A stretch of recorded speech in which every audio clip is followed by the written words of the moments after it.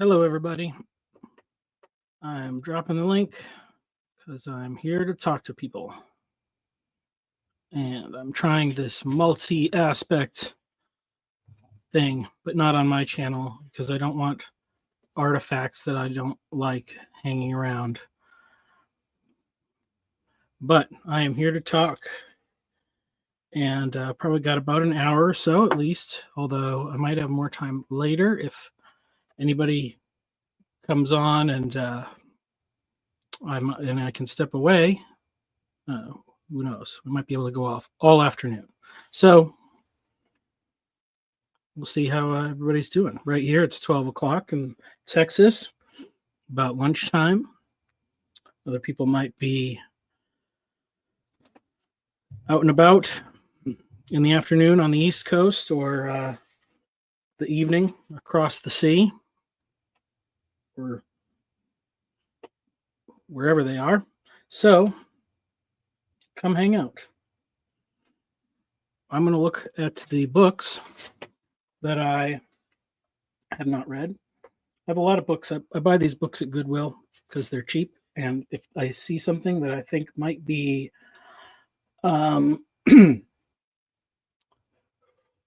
interesting or, might be come in handy later on, I buy it. And so I haven't read a lot of these, but, I look at them. But even just sometimes finding out that a book exists can give you an interesting insight. Like, let me see, is there something weird here?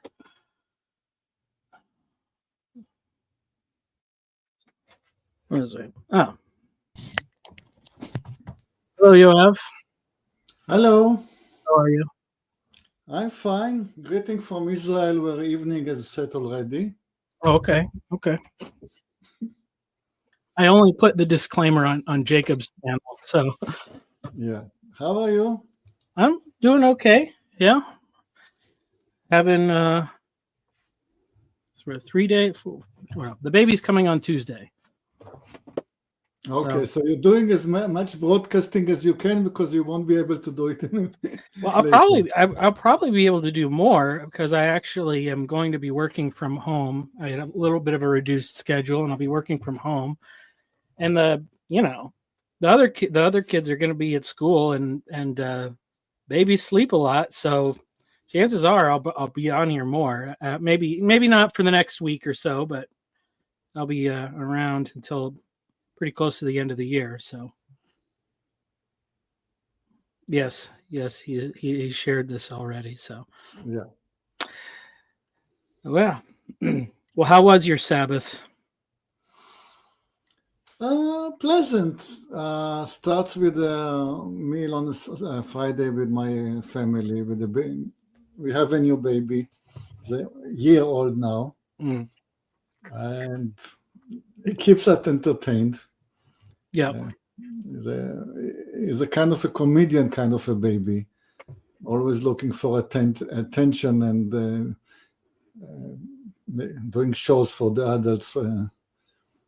It's fun to be with. And Saturday I go for a walk on the beach. Is that within walking distance, or do you have to? It could have been in a walking distance if I wasn't lazy. Well, so it was lazier to work than to not work. Yeah, it's the first weekend when we have actual rain. It's the 15th of November is always the start of the winter in Israel. So we had first serious rain of the season. So everything was fresh. And next week is going to be hot again.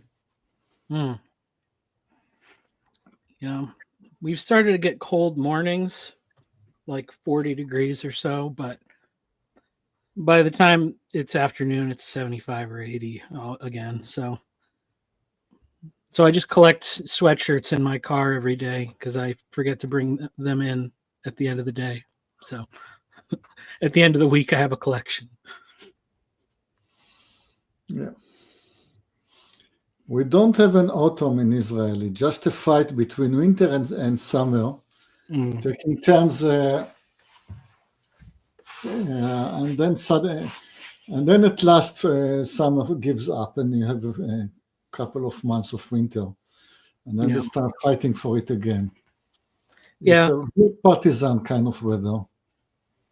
Yeah, that's probably about how it is here. It's basically 9 months of summer and 2.5 months of winter or something like that, and not much of a spring or a fall, but it's good. Well, it's okay. It's better than nothing. I don't know. I have mixed feelings. The first part of my life was dealing with the snow a lot more than I probably would have liked, but I did like the autumn quite a bit, and I do miss some of that. So I don't know. I think overall maybe a hot summer is better than a snowy winter, depending on how long it lasts. But sometimes it would snow in November and you wouldn't see the ground, just wouldn't see the ground again until springtime. So yeah. Our layout is funny. It's sort of vertical, and you want to. In YouTube, it shows vertical. Well, it's supposed to show both now. That's the new option that they have. So there should be another stream. I mean, so I guess it doesn't matter once you're in the studio. You're just seeing the StreamYard view. Yeah. So you said there are two YouTube streams? I put it on my channel and Jacob's channel, and then there's a Randos channel too. I don't know if anybody watches that one, but it lets you put it on 3 places. So try to see who's around and available. There haven't been as many people doing this on the weekends, so maybe people are out of the habit of watching. I attended a broadcast by the Office of Secular Koranism this weekend. And it was the stream in which she was complaining that Paul van der Klee is blocking her. And she was trying to think, why is that that he's blocking her? And she completely misses the point. I mean,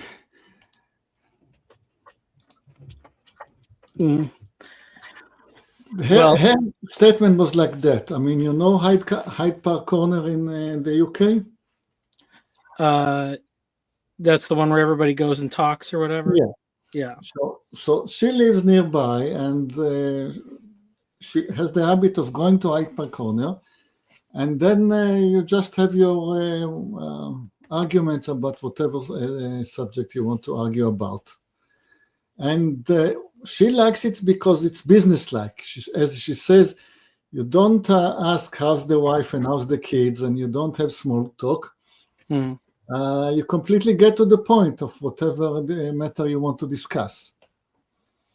And she completely misses the point of what Paul van der Klee is. Yeah. With Paul van der Klee, you start with how's your wife and how's the kids, and then you move on to small talk.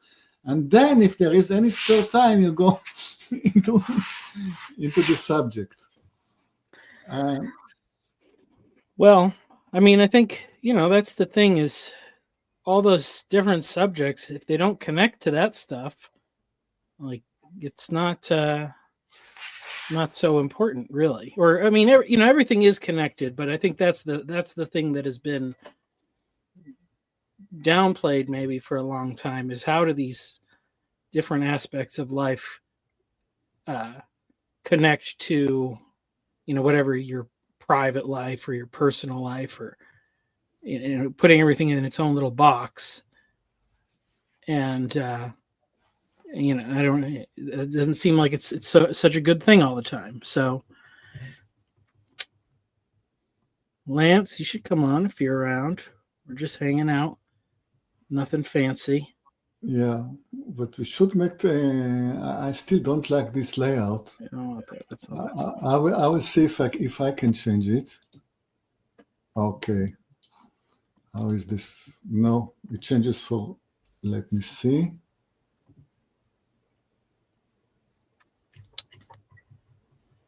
yeah, that just changed. Well, No, it can doesn't you change. see the can you see both of the No, it doesn't change. It just changes for us and it not for YouTube. YouTube. oh. Anyway, YouTube is lagging a lot. Well, can you see both the vertical one and the horizontal one on Yes, your screen? Oh, yes, but that's not what they say in YouTube. huh. Interesting.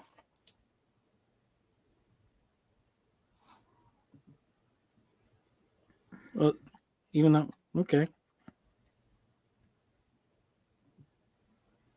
Well, either way. We need somebody more versed with the art of broadcasting. Don't know how it can to be. What is this button? I was gonna before you came, I was gonna look at the books that I haven't read and see if there's anything interesting. Because I said, I like to just find out about different books and then I buy them, even if I don't get around to reading them. And finding a book is an interesting enough thing just to know somebody wrote a book about something that you didn't know about.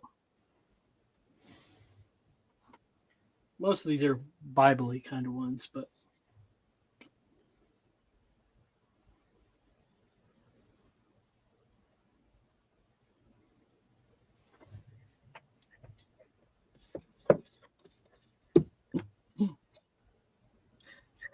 this one has the font. Mm-hmm.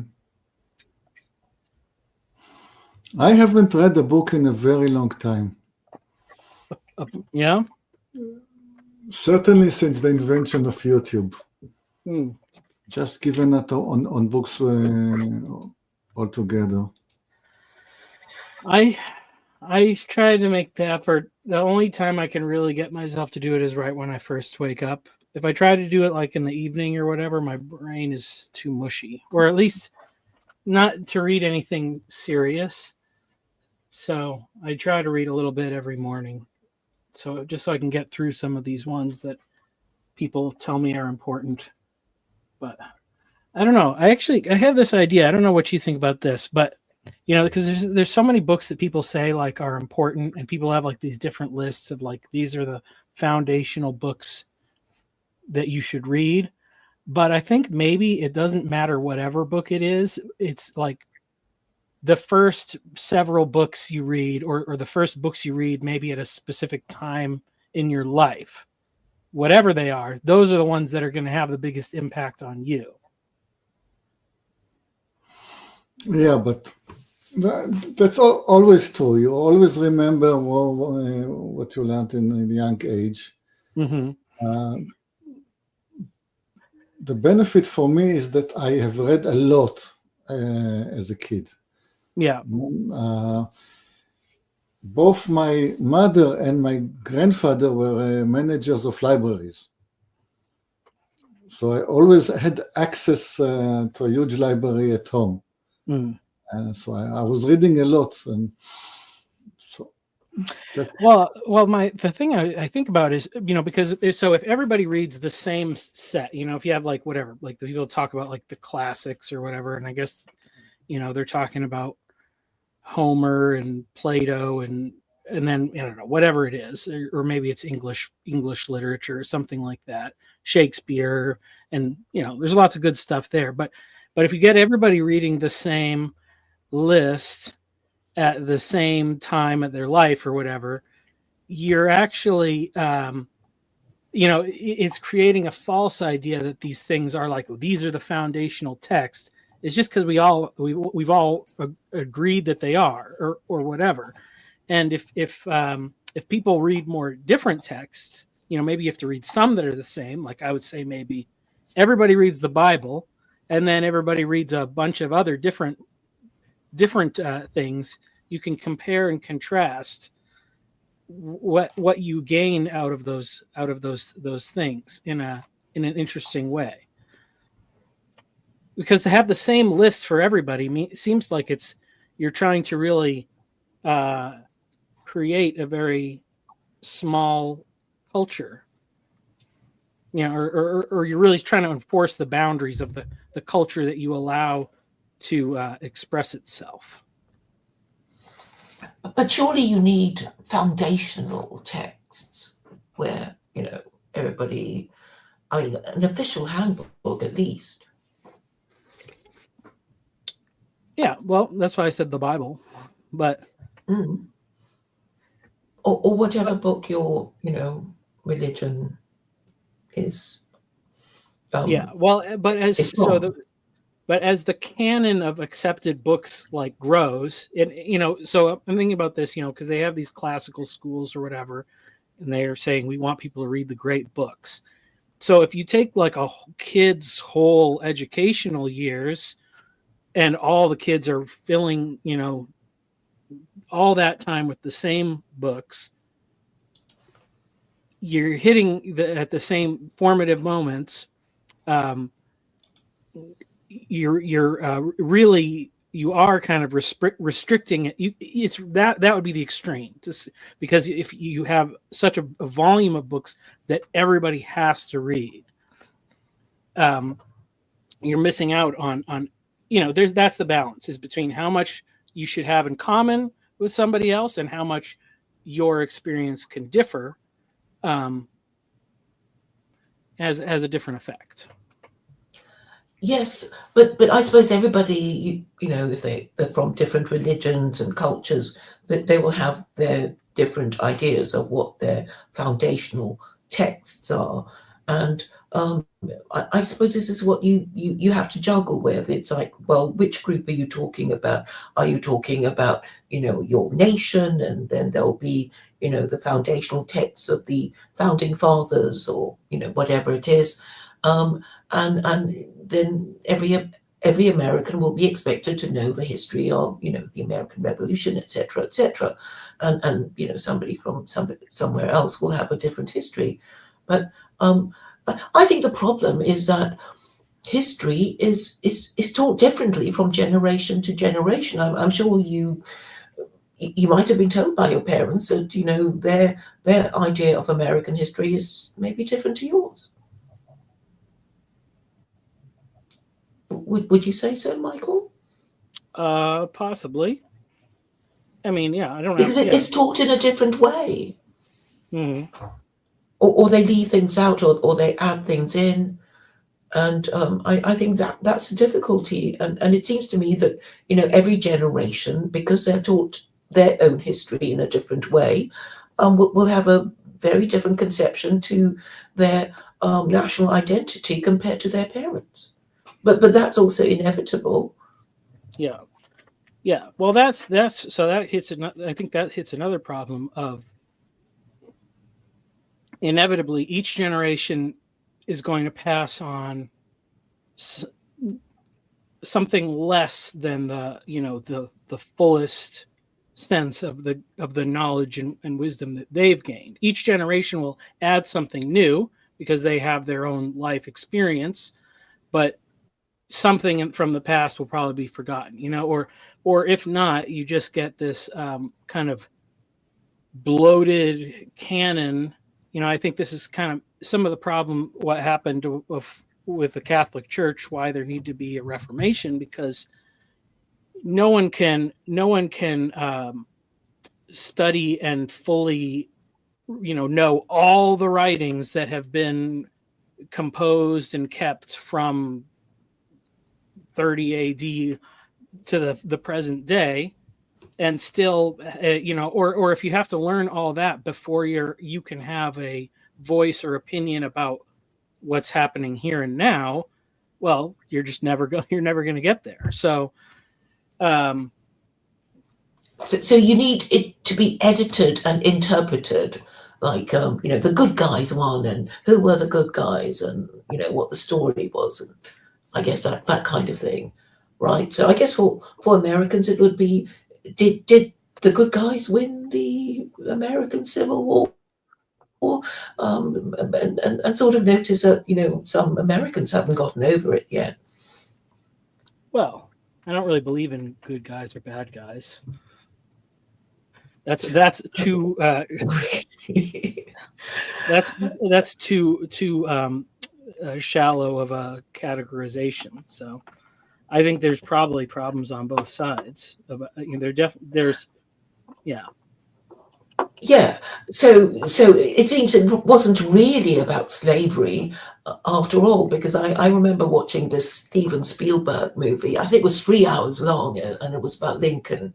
And I know I fell asleep and woke up and fell asleep. I think it might have happened 2 or 3 times, but it seemed never ending. But I did take away from that movie that it wasn't really about slavery, and some Americans, would say that. I mean, it was this, famous speech he made that if I could save the Union by freeing all the slaves or keeping all the slaves, I would do that. And am I correct in quoting that speech? I'm not sure, but obviously slavery is very contentious. Yeah, I mean, I wouldn't. Yeah. Hey. Hello. Hi. Nice to meet you. Nice to meet you. You guys are Jewish? Well, Not all of us. I'm a Christian. Oh, okay. Yeah. It just said that it said for Gentiles. Yeah. So so Jacob, who runs the broadcasting on his channel, he's Jewish. So and he usually doesn't stream anything on Saturdays. Because he's observing to honor the Shabbat. Sabbath. So that's why I just put that on. I didn't, just in case for his audience, Oh, okay. Yeah. Because I'm trying to figure out what a Jewish. I'm Catholic. I actually have a master's degree in theology, but I've had recently real questions about what it means to be Jewish, because I think it's much more complicated than people take it to be. But I don't, you guys might not be experts on that if you're a Christian. Okay, so I'm Jewish. I'm not only Jewish, I'm nominated by the manager Jacob as the rabbi of North Tel Aviv. And the young Levite in the chat is definitely more Jewish than I am. Okay, so you're Israeli. Yes. Okay, so on your ID, it says nationality Jewish, correct? Yes, I don't know if it's called nationality or religion, but yes. Not called religion. I believe it's called, I believe the Israeli understanding of being Jewish is being a citizen of Israel, right? So, for example, no. If I was Jewish, or if Michael was Jewish, our nationality is Israel, according to Zionism, right? Yeah, then my nationality is Israeli and my religion is Jewish. You have Muslim Israelis and you have Christian Israelis. Right, I understand that. But if I'm Jewish in America, and I've never, my nationality, my homeland is the state of Israel, correct? That's why I have a right of return. If you are a Jew in America, I just got to make the disclaimer, since we're on Jacob's channel, that Jacob is not a Zionist. So okay, he's Jewish. He does not consider himself a Zionist. So it is complex, and there is a lot of because usually you understand. I understand it to be a religion, but then people add ethnicity to it, which I don't understand. And then now, with Zionism, you add nationality to it, and that makes it to me completely confusing. Okay, so let me try. If you're a Jew in America, you have the right by the laws of the Israel nation, you have the right to become an Israeli citizen. That you don't have to accept this. You can elect, like Jacob to do, to remain in America and not accept the Israeli citizenship. Right, but you can't. But you can always appeal to it, right? If you are Jewish. Yeah, you can always appeal to Israel, you have the right, if you so wish, to become an Israeli citizen. Okay, so that Zionism defines being Jewish in terms of a nationality. Yes. Zionism wishes there was some identity between Judaism and being Zionist. Problem is, a lot of Jews, usually the majority, do not agree with Zionism. So Zionism wishes that there was an identity. Yeah. A lot of Jews disagree. Right, I understand that, but by their definition, being Jewish is a nationality. They redefine what Jewish means, as far as I understand it. Yes, the statement of Zionism is that you start with a state in which Judaism was a religion or perhaps an ethnicity, and then you create a state, and then you aspire to a situation in which there was an identity between the Jewish ethnicity and the Israeli nationality. But here's my problem. Zionism was founded by anti-Jewish, secular, mostly atheists. So how is that Jewish? Yeah, okay. It was a rebellion.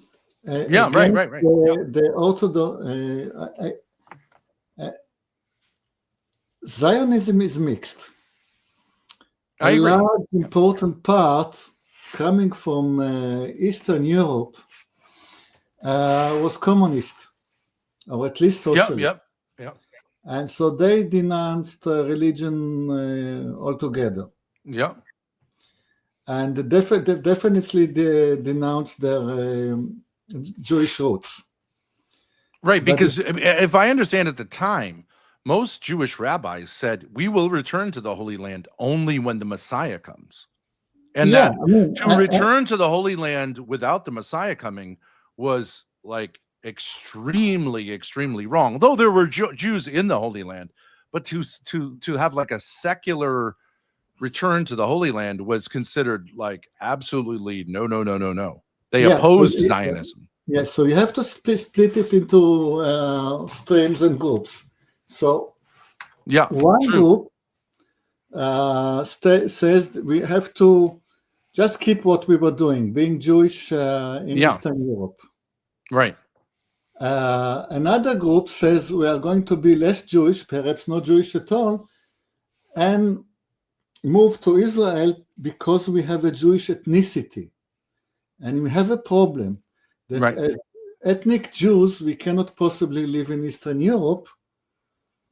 So we have to migrate to Israel.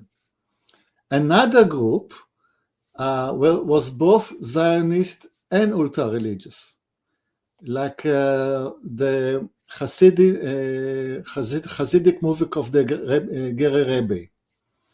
The Gere Rebbe got a phone call from God at 1924, and God commanded him to take all his flock and go to Israel. So they are both Zionist and Orthodox. Yeah. Like the settlers now, right? Like that wing, right? The ultra-religious Zionists. Yeah, but the settlers don't tend to be Hasidic, but Right. it's split yet again, because I was talking about Eastern Europe, and I haven't finished with streams and movements in Eastern Europe altogether. But Yeah. the other half of the Jewish ethnicity was living in Muslim countries and Arab-speaking countries. Right. Yep. And they moved, all of them. I mean, there are lots of Jews left in the West, but the Jews of the East, almost to a man, are both religious and Zionist, and they all move to Israel. Mm-hmm. And then they are religious to degrees. Some of them are more strict, and some of them are less. These are called the Mizrahi. Is that correct? Yes, because they live on Mizrach is the East. Okay. But the word is confusing because you have okay. So you have people that are religious but not extreme, but they are Zionists and living in Zion. And going back to East Europe, you have socialists and communists who said, yes, we have an ethnicity in East Europe, but the solution is not to migrate to Israel, but the solution is to reform Europe. Right. And other communist rule in Europe, ethnicity will disappear. Right. Because we will be just working class. Yeah.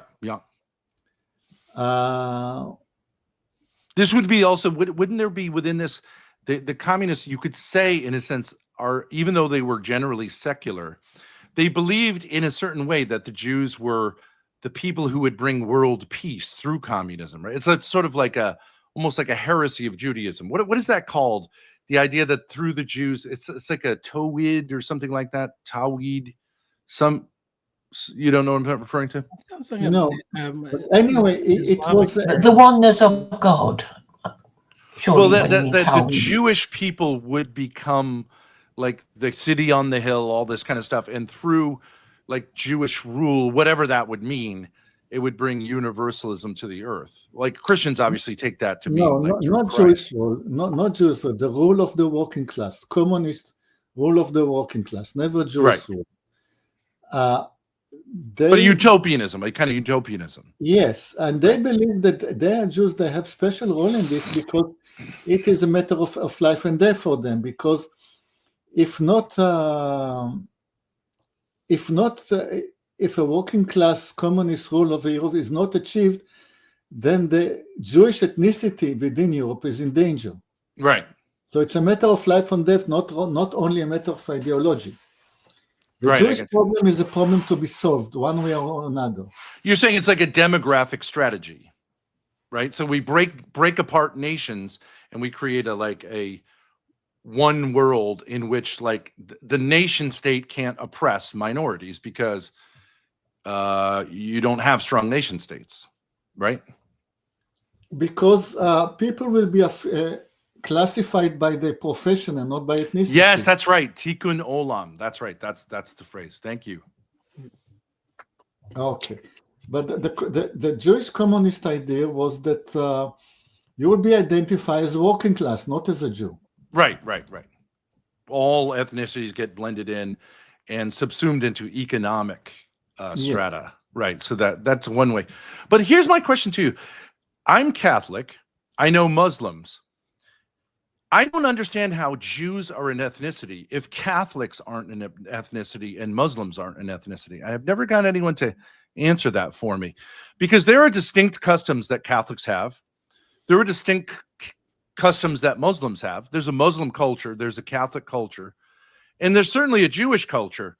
But why is it that people say there's a Jewish ethnicity, but not that there's a Muslim ethnicity or a Catholic ethnicity? I don't understand the difference. Okay, I tell you something. If you're Catholic and you convert to be Protestant, within one generation, nobody will remember that you were ever a Catholic.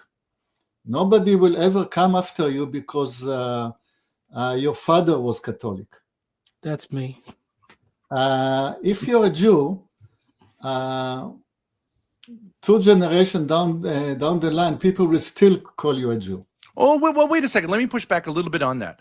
If you're Irish and you're raised in a like strong Catholic culture, if you become Protestant, you will be seen as a traitor to your people for many generations. And so that's not necessarily true. But like there are Jews also. If a Jew becomes Catholic and converts, being Irish is an ethnicity. I agree. Well, but it's tied into the religion.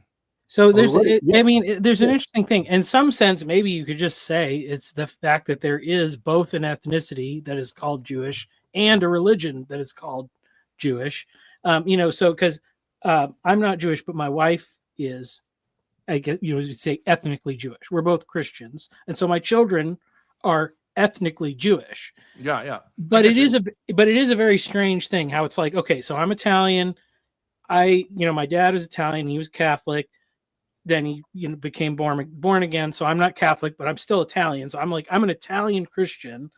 But it's there's something about, I guess, because the religion is also associated with it, that it's very hard to maintain Jewish, even ethnic identity once you become a Christian. Like or a lot of people assume if you say like you're a Jewish Christian, that Yeah.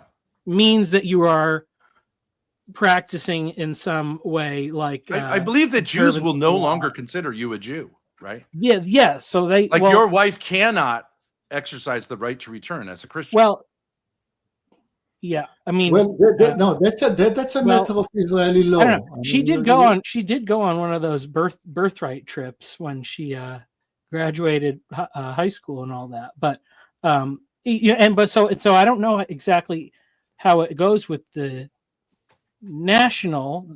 Being like since it's a secular nation essentially. Well, Well, it's a because Jewish yeah. nation, right? It's not just. Well, so like, I mean, they I guess you define say, it as Jewish, but I don't All know right, what that so- means. yeah. So okay. So to say like my wife's not Jewish according to maybe many of the Jewish people like that are practicing at the synagogue, but that's but she's kind of in the same boat of like, I don't know, Jerry Seinfeld or all the Hollywood people that are Yeah, Jewish and not religious. So yeah. it is a confusing thing, and I think, I don't know, maybe it's just the conflation of those things that gives a stigma where sometimes it just gets more downplayed or whatever. But Michael, you as like I would use the term Protestant. I don't mean to take Yeah. offense. If you want to say born again Christian, whatever you No, want it's to say. fine. Protestants But are like, fine. so you were raised in Italian Catholic culture, which I is was very not. distinct. I lived in an Italian neighborhood in Providence for 25 years. Like, it's definitely a thing. Whenever I went to church, they were like, "Why your name a no end in a vowel?" You know what I mean? It was like so Italian. On Providence, Rhode Island. Yeah. Yeah. Okay. Yeah, I grew up in Massachusetts. I went to school in Providence. So Yeah. Okay. And you still have ethnic on. Oh, you did Providence College? I went to there used to be a Bible college where I was right outside Providence called Oh, I know, in Barrington, right? Zion. Yes, Zion Bible College. Yeah. They changed their name because it turns out that having the word Zion on your like transcript makes it difficult to get visas to go to certain other countries. Oh, really? So for people that wanted to be missionaries or whatever, that didn't help them out. Oh, really? Yeah, that's funny. Yeah. So we're literally right. My daughter is here with me. Like, we're right down the road from Barrington. Okay. So that's Yeah. so funny. It's a small world, but yeah, like you have these enclaves.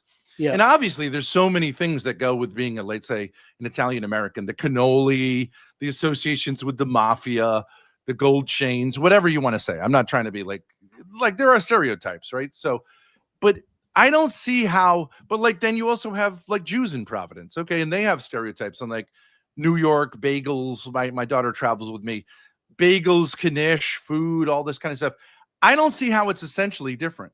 There are non-observant Catholics, but I'm sure that you experience some conflict with your Italian family, that you're what I would call Protestant, right? In the same way that it's sort of odd for a Jewish person to become Christian. And I just don't see how it isn't. Catholicism, we all agree, is a religion, not an ethnicity. Yeah. But it has, it has ties to culture, right? So like churches look a certain way.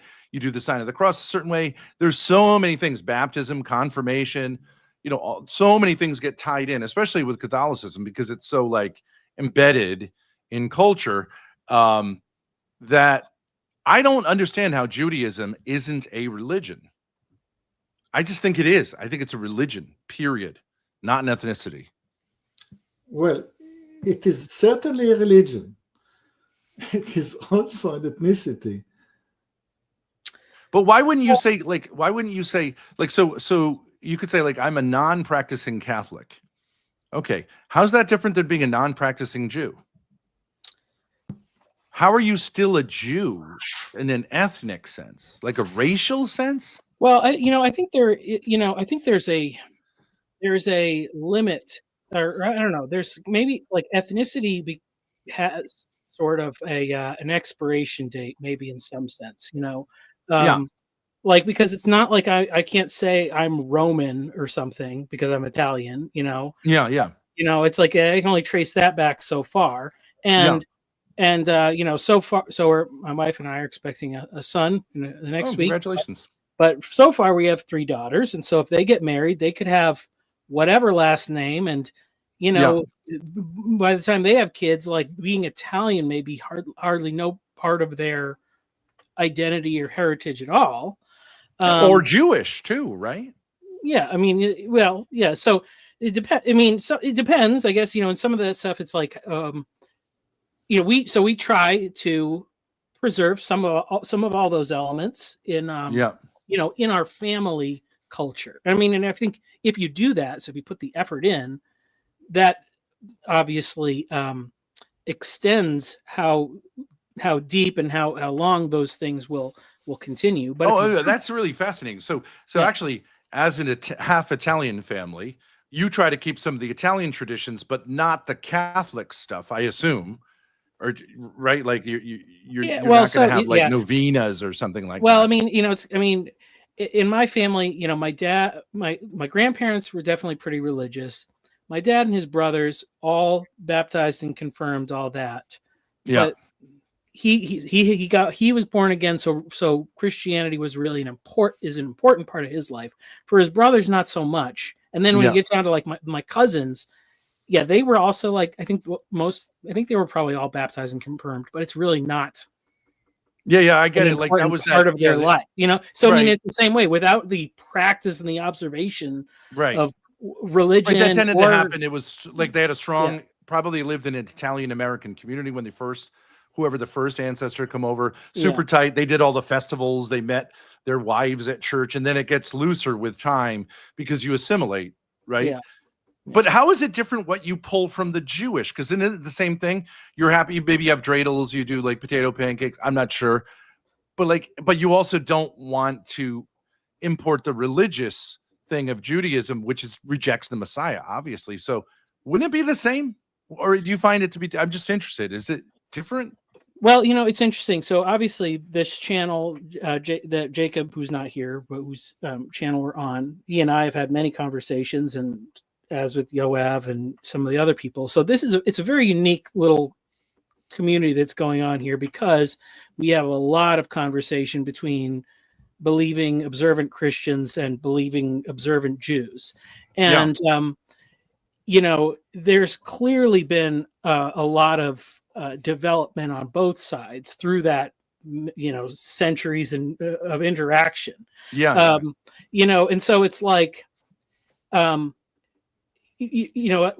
like I see very often, like, people, like Christians will say like, oh, well, Jews reject the Messiah, so obviously like they're all going to hell or whatever. Mhm. And but as I've gotten to talk to many people and understand these things and realize like, oh, it's not simply a matter of like which propositional interpretation of the text is more accurate or more correct. Like, all that history is embedded into it.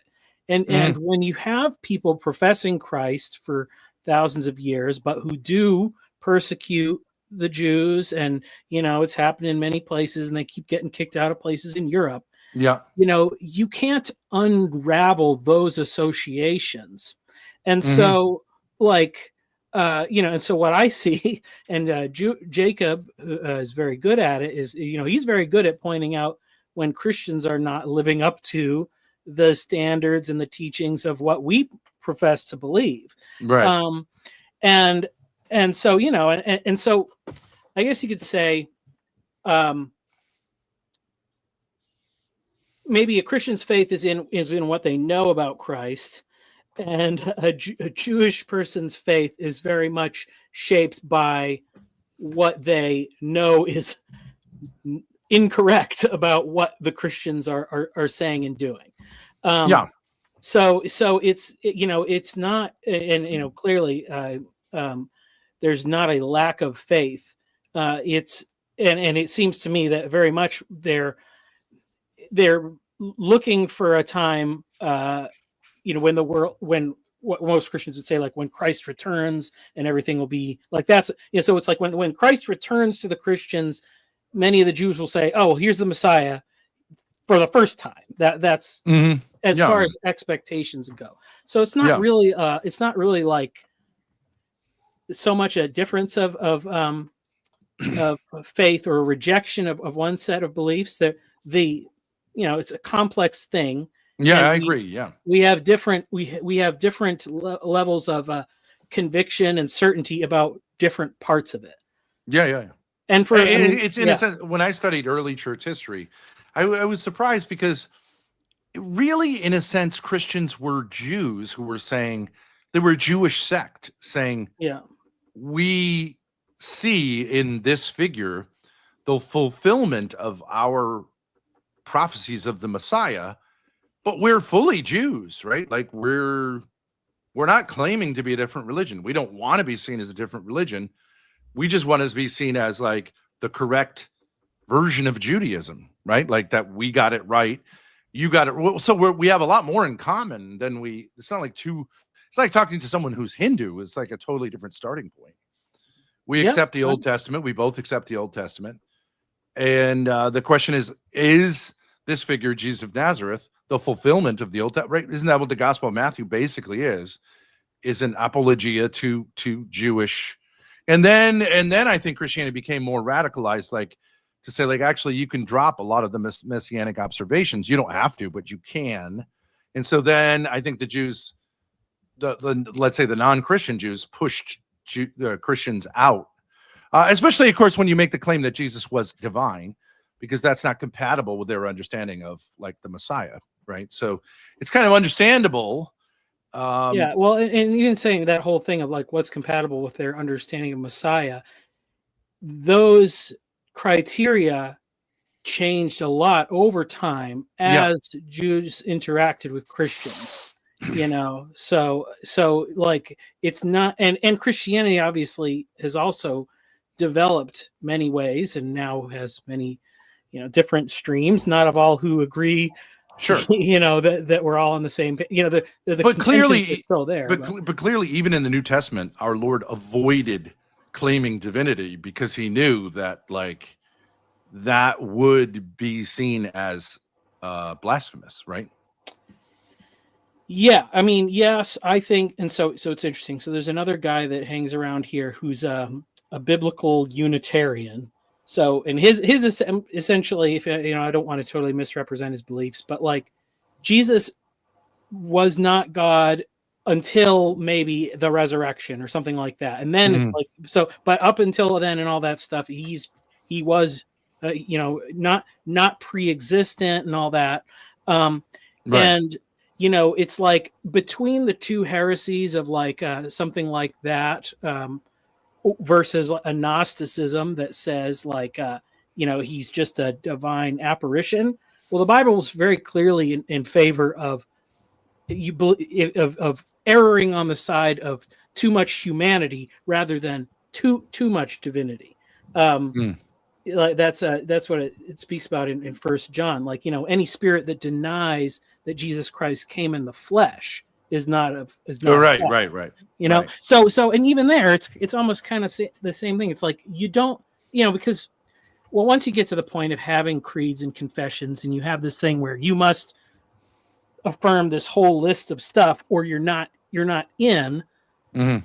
But if your doubts are based in, I mean, I'd say most of the time they're probably rooted in the fact that the people who are in charge are hypocrites and they suck and they screw up stuff. So people just are like, I don't, whatever I believe, it's the opposite of that guy, Yeah, but I mean, no religions claim that every adherent of the religion is perfect, right? So yeah, well, no, but it's just to say that the line between faith and doubt is not, it comes to like a razor point there, really. It's what you're doubting is very close to what you're believing. I guess you could say it's showing, so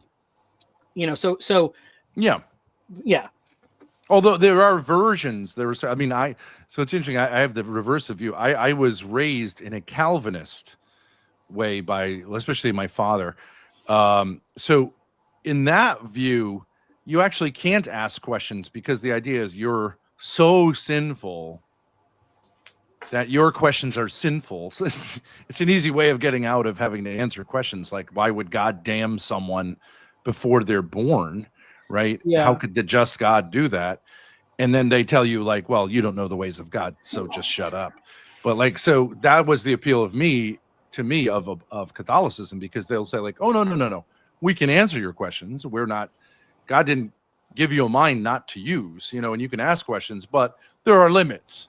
So I imagine you'd be in a similar space, because a lot of Protestantism does tend to be like, you go to hell if you don't acknowledge Jesus Christ as your Lord and Savior.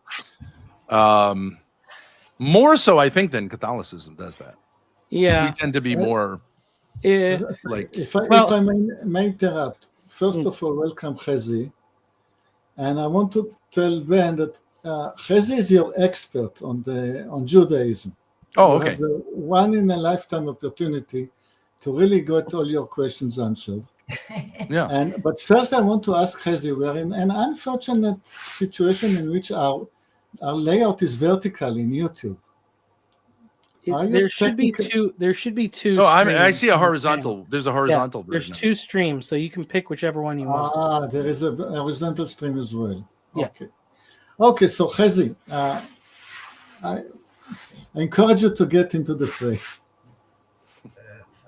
First off, welcome, Ben. Thank you. Nice to meet you. I can't really hear you. Yeah, you're a Sorry, little quiet. is it better? That's Yeah. better.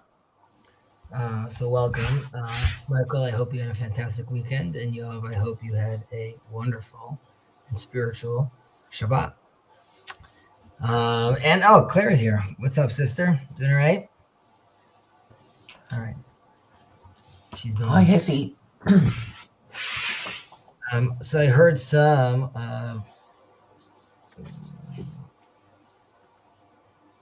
Hello, Mark. I hope you're doing well. Okay, so I'm leaving the stage. There are too many people. Ben. Yeah. So yeah, is this your first time seeing this channel or? Yeah, I just popped on. I have studied religion. I have a master's degree in theology from a Jesuit university, and I also have been like really interested in. I would say I'm sort of right of center politically, and there's been an emergence of a kind of, big Zionist debate. I'm sure you all know that. Tucker Carlson, Yeah. Nick Fuentes, these people. I've been interested in them because, like, Nick Fuentes is Catholic. I'm Catholic, and I think a lot of people get a lot of things wrong when they say the Jews or Judaism. But I actually don't know what the answer to a lot of these questions are. Like, what does that mean? Jewish?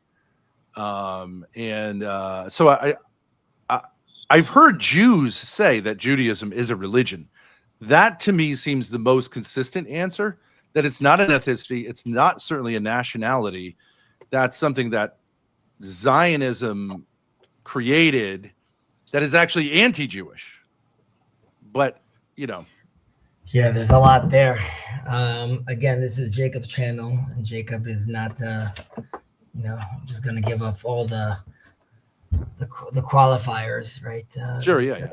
He's not pro the Israeli state. I did give the Jacob is not a Zionist. Yeah, he's a I am a Zionist, but that is obviously a very it's a very loaded term. Yeah, that's true. And it's important to remember as first of all, Jews today are representative, or for most of history were like a tribe and a half of the 12 tribes, right? Like all of us are also experiencing Judaism from this 2,000 year exile it was in, and it really picked up many different cultures, right? The Mizrahi Jews and the European Jews, and all of them are coming with their own different bag of tricks, so to speak. And I could give a spiritual reason why that's true, but let's just look at the facts for a moment. So yes, we're definitely dispersed, and there's all these other tribes that we've lost along the way,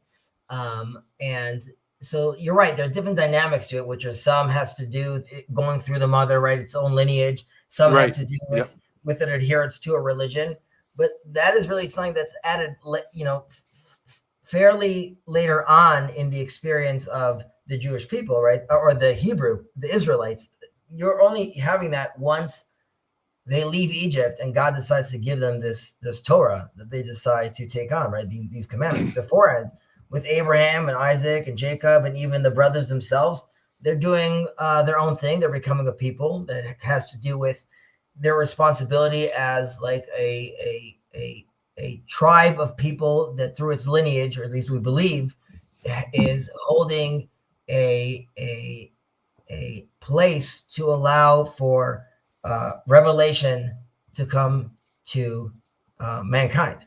And that gets spread on later through the people of Israel, Christianity, Judaism. We could bring other religions into this as well.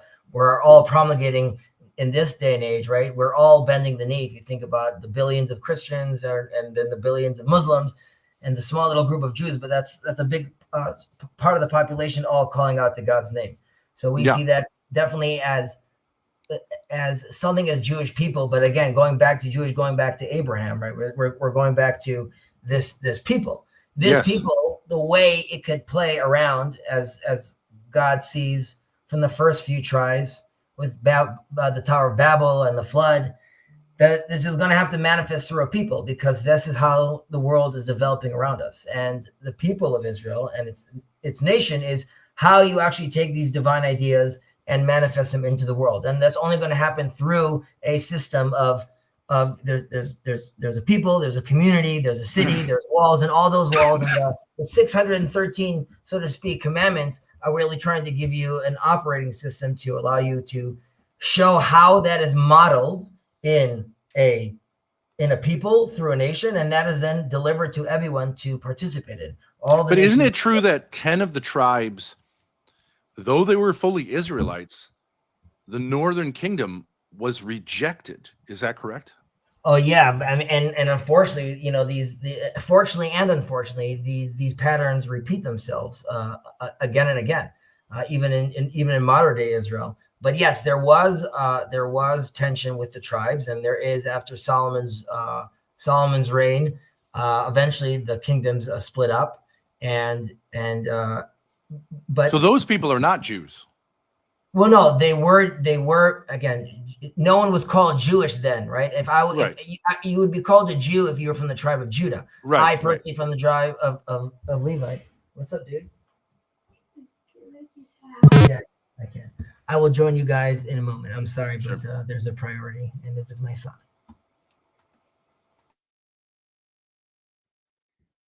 Cool. Mark, how are you? So what's the point of your question, Ben? I'm trying to figure out how we do like intuitively say, like, if someone in New York City has a yarmulke on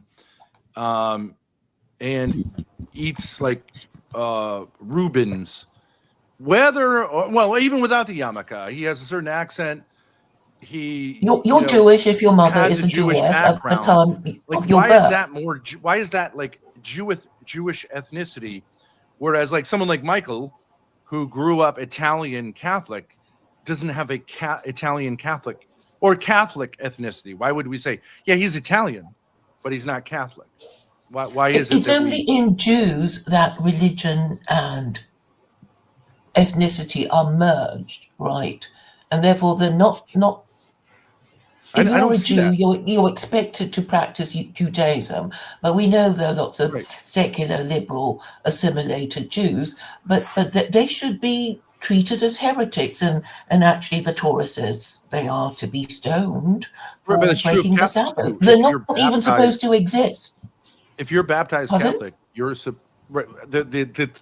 the idea of Catholicism is you're baptized Catholic, you are supposed to be faithful to Catholicism for your whole life, right? You're actually legally, technically speaking, under the jurisdiction of the Pope. You are subject. What if you were never confirmed? I mean, you weren't consulted about being baptized. You were never asked. There was a famous incident in history. I'm not saying you have to believe this. I'm just saying there's a famous incident in history where a Jewish child was baptized by a devout nursery woman. So she baptized. She thought the kid was going to die. She believed that baptism was necessary for salvation. Baptized. The kid survived, and then there was a problem because a Catholic child has the obligation to receive a Catholic formation. So this kid is in a Jewish household, and the Pope becomes aware of this. Because he was in the Papal States, he was pulled away from his Jewish family, away from his Jewish community, and raised Catholic because the Pope had an obligation. He didn't want to do this, but had an obligation because that was the understanding. And that still is the understanding to this day. I forget the name of the Dreyfus, maybe was the Dreyfus affair, something like that. Well, he was French. It was very scandalous. Of course, Jews were like, "What are you doing? You can't just take our kids away because some crazy, and she wasn't supposed to do that." What's your point, really, Ben? Because so you're saying that Jews have an obligation to fulfill the Mosaic Law. I agree. Baptized Catholics have an obligation to be faithful to the Pope. Muslims have a series of obligations as well. I'm sure. I don't know the details, but I don't see where the big difference is. It's not. The big difference is that you cannot escape the inheritance of his race, because if you're a Jew, you're not supposed to be any other religion than Judaism, and if you fall out of it, then you'd be considered a heretic, and then there are death penalties for idolatry and blasphemy, and that was why How is that different than Jesus Catholics? executed. How is that different? That's a story. I don't think I'm saying anything controversial there. How is that different than Catholicism or Islam? Well, I'm sorry that I ran off. It's quite fascinating because it depends what reading you do of the Quran and its interpretations. But the Quran, in its own way, sort of has its own universal take of when looking at the people of the book, whether it be Christians or Jews. And Jews also have their Noahide. There's the Noahide code. It's not Jews. It's offered, right. and it's not a lesser than covenant. It's offered to all, and there are different opinions about this. But something that we do discuss often in this space is the idea that Christians and Muslims, as far as Jews are concerned, in many cases are already considered Noahides, right? And in that sense, I don't require not only. Well, that's controversial, isn't it? Christians be considered circle. Noahides. I mean, not in the circle. I mean, first, I take that back. Yes, it's controversial because it's more because it's novel, right? This is Jews for the last 2,000 years didn't really have the time to spend on discussing their views with regards to the other people in the world. It's more about surviving, assimilating, not picking your head up. So there's much of this discussion that was sort of left to the wayside. Now that we're back to our land, which to me, again, that's why, again, Zionism in its current form is clearly problematic, and its original form is clearly problematic. But it is a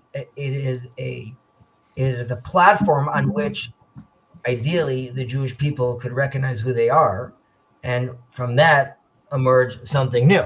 Now, because of that, because they're in a space they could start working out their culture again, what that is with regards to their music, their art, how they see the world, it allows for a space for them now to start talking to the rest of the world again and see how they have a relationship, A, bringing on their universal mode, and B, discussing and sharing the space together with the other brothers and sisters that believe in God. So, Claire, I know you, generally speaking, have a hard time with my seemingly kumbaya attitude, but I assure you, these are things that are rooted in Jewish texts as well. And while Jacob will disagree with me with regards to how I view the state of Israel, there is much of an agreement with regards to how we see relationships with Christians and Muslims within the Jewish. Do you realize, Hezi, that the Quran is Zionist? If you read it, have you read it? Yes, I know the Quran speaks. I mean, there again, you have to be It's looking at chapter it through 17, full verse 104. So is the Bible. I mean, don't you just present it to Muslims and say, "Here, that's what it says. What do you think? It's in your Quran. Allah is Zionist," and their head explodes, and they immediately forget what you just said, and then next time you have to start all over again, and then they'll again pretend not to know what the hell you're talking about. But it's there in black and white. I know, but Claire, I think we need to be very sensitive. Oh, no. Because if you're sensitive, you'll just waffle and no people will just lose interest because you're saying yes and no at the same time. And then they won't take you seriously because this is what, Jews are being known for, saying yes and no at the same time. Speaking out on both sides of their mouths, and you might as well not bother listening to them. Well, we are trying to do our best. best. And anyway, if you're supposed to be a righteous Jew, you have to take a position on idolatry. Surely, You're right. You but, have to but say, that's, we are the people who said idolatry was wrong. you are right. And it's very apropos to this weekly portion, which we read about the life of Sarah. And in it, towards the end of the portion, it says that Abraham gifted all he had to Isaac. And then it says in the continuation of that verse, and he gifted gifts to the concubines' children and sent them eastward towards the east. Now, if he gave everything to Isaac, what are these other gifts that he's giving to the concubines' kids? And our sages discuss that there's the mission through Isaac and Jacob that is for Israel. And then he gifted other gifts with regards to spiritual gifts and mystical gifts for the rest of the world to share. Now, Claire, to your question, for Jews, right? Specifically for Jews, idolatry and our relationship with God, and specifically the Tetragrammaton, right? And unifying all things in only Him, that is a requirement that is demanded of us. This is also something true that our Muslim brothers and sisters take and understand as well. That's not to say they're Christians, and I would even say in Hindu or the Shinto religion, they have their own interpretation. That as far as Judaism is concerned, as long as they recognize that there's one source behind all these things, then for them, that is not considered idolatry. While that is considered idolatry for Jews, for them, it's considered joint worship. And there is a space for that.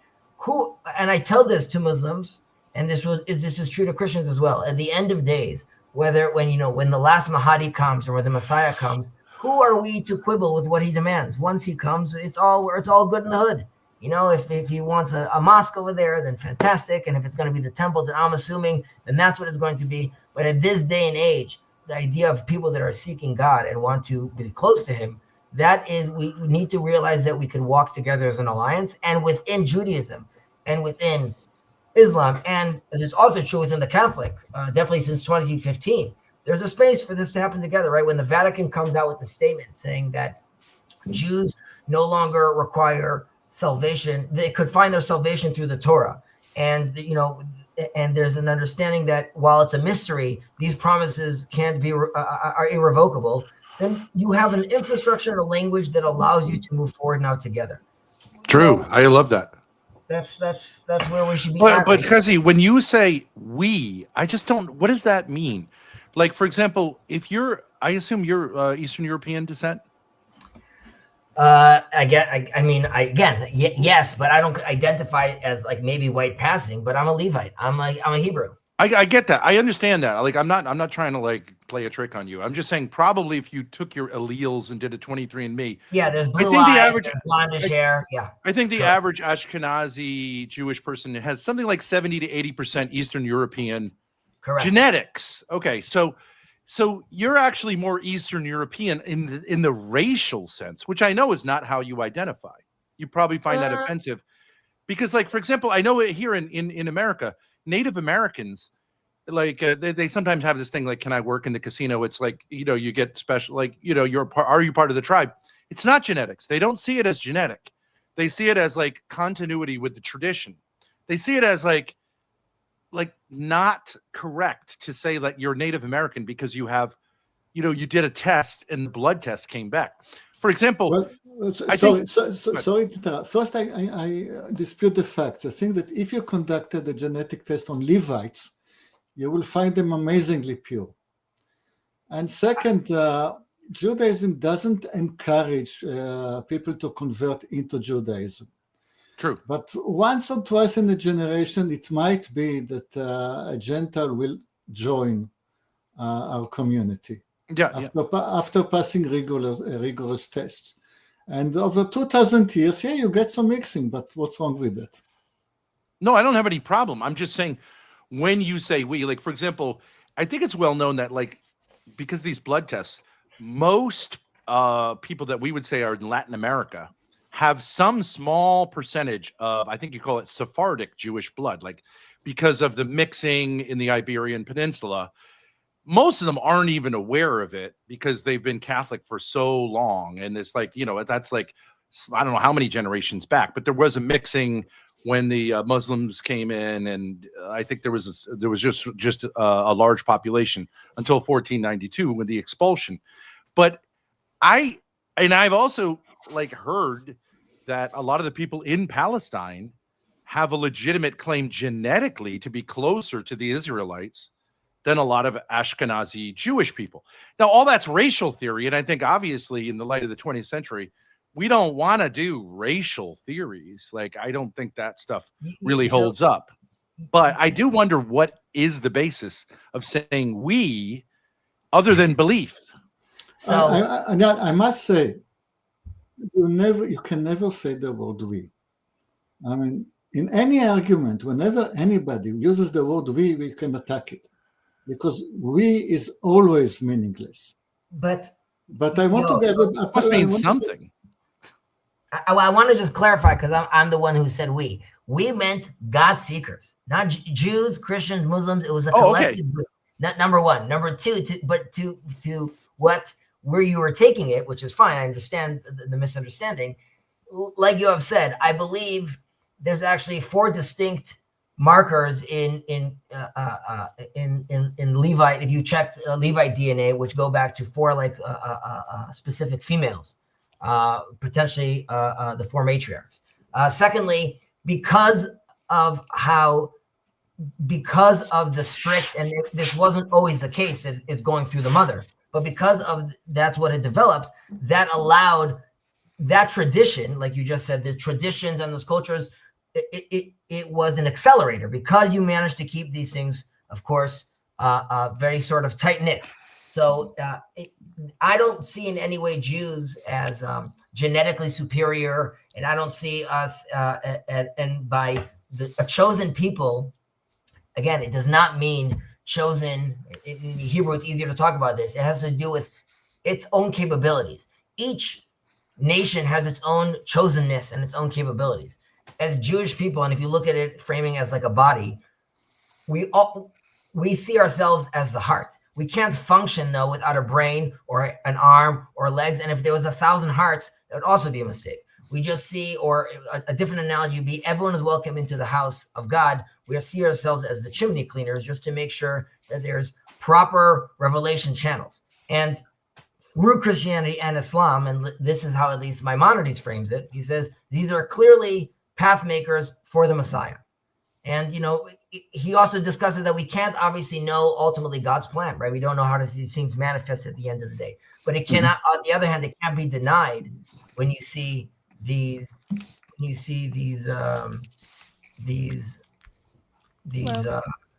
is my daughter, Grace. Powerful manifestations. I'll just pause for 1 second. First of all, welcome, Grace. I hope all is well, and thank you. You're doing well as well. And Mark, you were shaking your hand no before. Do you want to share your disagreement? You're muted, brother. Marky Mark and the funky Mike. We can't hear you. Not yet. All right.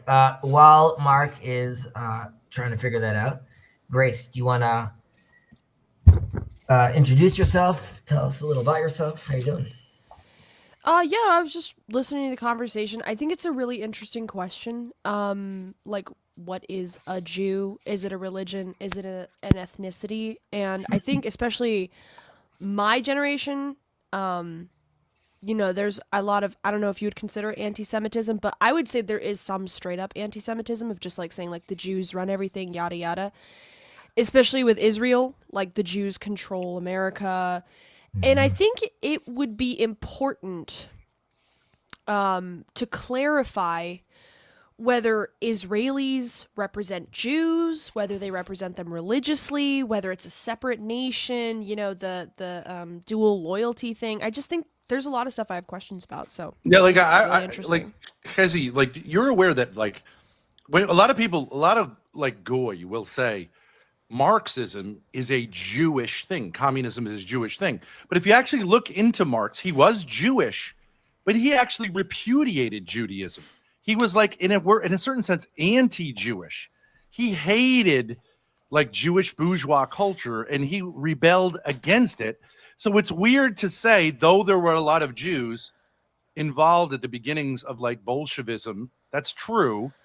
They were, in a sense, rebels against Judaism. And similarly with Zionism, in many ways, Zionism was a repudiation of the traditional Jewish idea of living in peace and being patriotic in the nation that you're in until the Messiah comes and God sees fit to bring it back to the Holy Land. It was like no, we're just going to take matters into our own hands. The rabbis at the time, I think, largely said, no, that's not the way we're going to do this. And so now we create this situation where you have people like, I don't know if you're aware, Nick Fuentes, very big guy, kind of exploding. And he's saying things about the Jews that I think are about, in a certain sense, the anti-Jews. They're not really faithful to Judaism, but it all depends how you define it. There's a lot there, and Grace is touching upon something that's very real, obviously. And I'm saying you could see, let's say, its manifestations. If you're talking about like politically right now on the right with Candace Owens and like Nick Fuentes, but of course, there's different levels of and vantage points of how we're looking at this, right? Also, you could look at the UN, you could look at, and obviously a lot of this has become relevant since the last war in Gaza. And Grace, I'm painting a picture over here, but I'm also going to respond to sort of the things that you were pointing out as well. Yeah. Why not just divide Jews between righteous and unrighteous Jews? Isn't that the simple? But that's simplicity. We're going on a little. Who's going to decide who are the righteous ones? 1 second. Yeah, the ones who are observant, at least the ones who are observant. Can you hear me? I mean, Claire, but just to that note, who are we? Again, there's an unobservant Jew in Israel that risked his life to save a Jewish family. Do we know how Master of the Universe quantifies such an act? Right? Is that worth 7 prayers? Is it like, we should humble ourselves and know and be careful when we start coming out with these kind of judgments. But I'm going back to like the and larger substitute our opinions for what's in the Torah. Right, but the Torah and its rabbis have many interpretations to this beautiful, wonderful wellspring of knowledge. But I digress. But logic surely tells you that, you have to be observant in order to be considered righteous as a Jew, don't you? So I would say that is true. And like what you don't like, this double speech, it's much, much more than that. But 1 second. So bear with me for a second, Claire. I want to just lay out an idea because some questions were discussed over here. So yes, I'm aware of those things that you're talking about. And it behooves Israel to respond to that and sort of, and that is a big tension felt all over the world. Now, when you're saying this is something that's like recent, Grace, I would say that this is something that became actually subconsciously felt in the world in 1948, when the Bible sort of becomes alive, so to speak, when these people that should have sort of disappeared, right, come and suddenly have a state again. And this becomes for Christians around the world, which is predominantly, you have to think about America then as much more Christian as well, and the Muslim world, they're seeing something that is very, very puzzling, because this is the people that sort of to be forgotten. And now we see these people, right, that are coming back to this land, which is also, there's a whole biblical context around this as well. And that, I would say, is the first point where this tension really becomes palpable for a lot of people. And now we're not going to do in this conversation, go through like a whole political conversation about the state of Israel itself. But needless to say, and I'll put this in you should look at it in this context, that the Declaration of Independence, which is put together by secular people like Ben is talking about, nevertheless says that this is the vision of our prophets, right? That's what's inside over there. The word democracy does actually never show up over there. But coming back, and the tikkun olam that we were talking about, this idea, right? That resonated with Jews because of their own messianic ideas of rectifying the world, right? So when a movement comes, or any general movements come, and the Enlightenment came, and movements that offered some sort of vision of a platform for Jews, that became very exciting, right? Because this is something that our ear has been tuned to listen to for thousands of years. And suddenly you get to this place where not only are Jews not pushed to the side, they're actually invited to join the party. And generations of rigorous culture of study, right, suddenly become very, very desirable in a lot of this conversation in this intellectual milieu. So you can understand why that became very, very enticing to them. That doesn't mean, like you said, that there are many Jews out there in the world that might be genetically Jewish, right, but culturally want nothing to do with it. There are self-hating Jews as well. And that is, of course, a reality. Now, when Nick Fuentes is talking about, again, I think it's a feature and a bug. The levels of anti-Semitism that I see in the world is not, while it could be worrisome, it's also something that I was taught to expect as a Jew. As an Israeli and Jewish people also know that this is a marker of something also in the world. There's a sense for Christian ears that we could either be Judas or be Jesus. There's nothing in the middle. There's this weird sense where the Jewish people, if you're going to be this people that you claim you're going to be, either show up or shut up. And instead it becomes very uncomfortable to hear about these people that talk about this moral high ground, and then you see death, destruction, blood, and suddenly you hear about these people that are very, very small, but then you see they're involved with money and the Nobel Prizes and the markets. And Jews would be silly to say, like, that's all nonsense. We do see many Jews in those markets, and we do see many Jews in Hollywood, and we do see many Jews in many, many different places. Now, many of those reasons why you see those Jews in those places has to do much because of the culture that they had with regards to succeeding in the world, pushing themselves, going beyond, thinking within the box, thinking in a very diverse way about the world that not all the world looked at for a very, very long time. And this sounds almost this sounds ridiculous to pour so much weight on this, but the fact that so many Jews historically are knowledgeable in just being able to read, okay, is a game changer.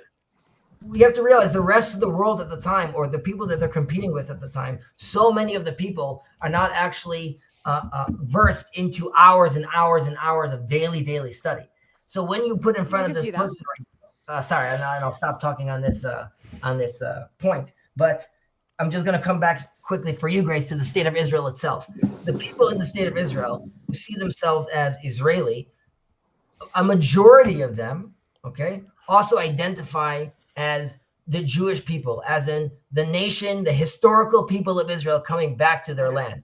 Whether they're Ethiopian Jews, Jews from Morocco, Jews from Iran, Jews from France, Jews from Russia, Jews from Poland, everyone is welcome to the party, because they don't, not only do they not see that as a bug that there's different ethnicities or different, they're coming from different cultures with different backgrounds. That is the feature. The idea is to, through us being in exile, we're bringing back all these different cultures that we're get to then express through our own unique Jewish expression. But we get to do that. So there's a French Jew, and there's an American Jew, and there's a Canadian Jew, and there's a Moroccan Jew, and they're all bringing this beautiful flavor. Now, but can I ask you a question? Please. Benjamin Netanyahu, right? He gets a lot of hate.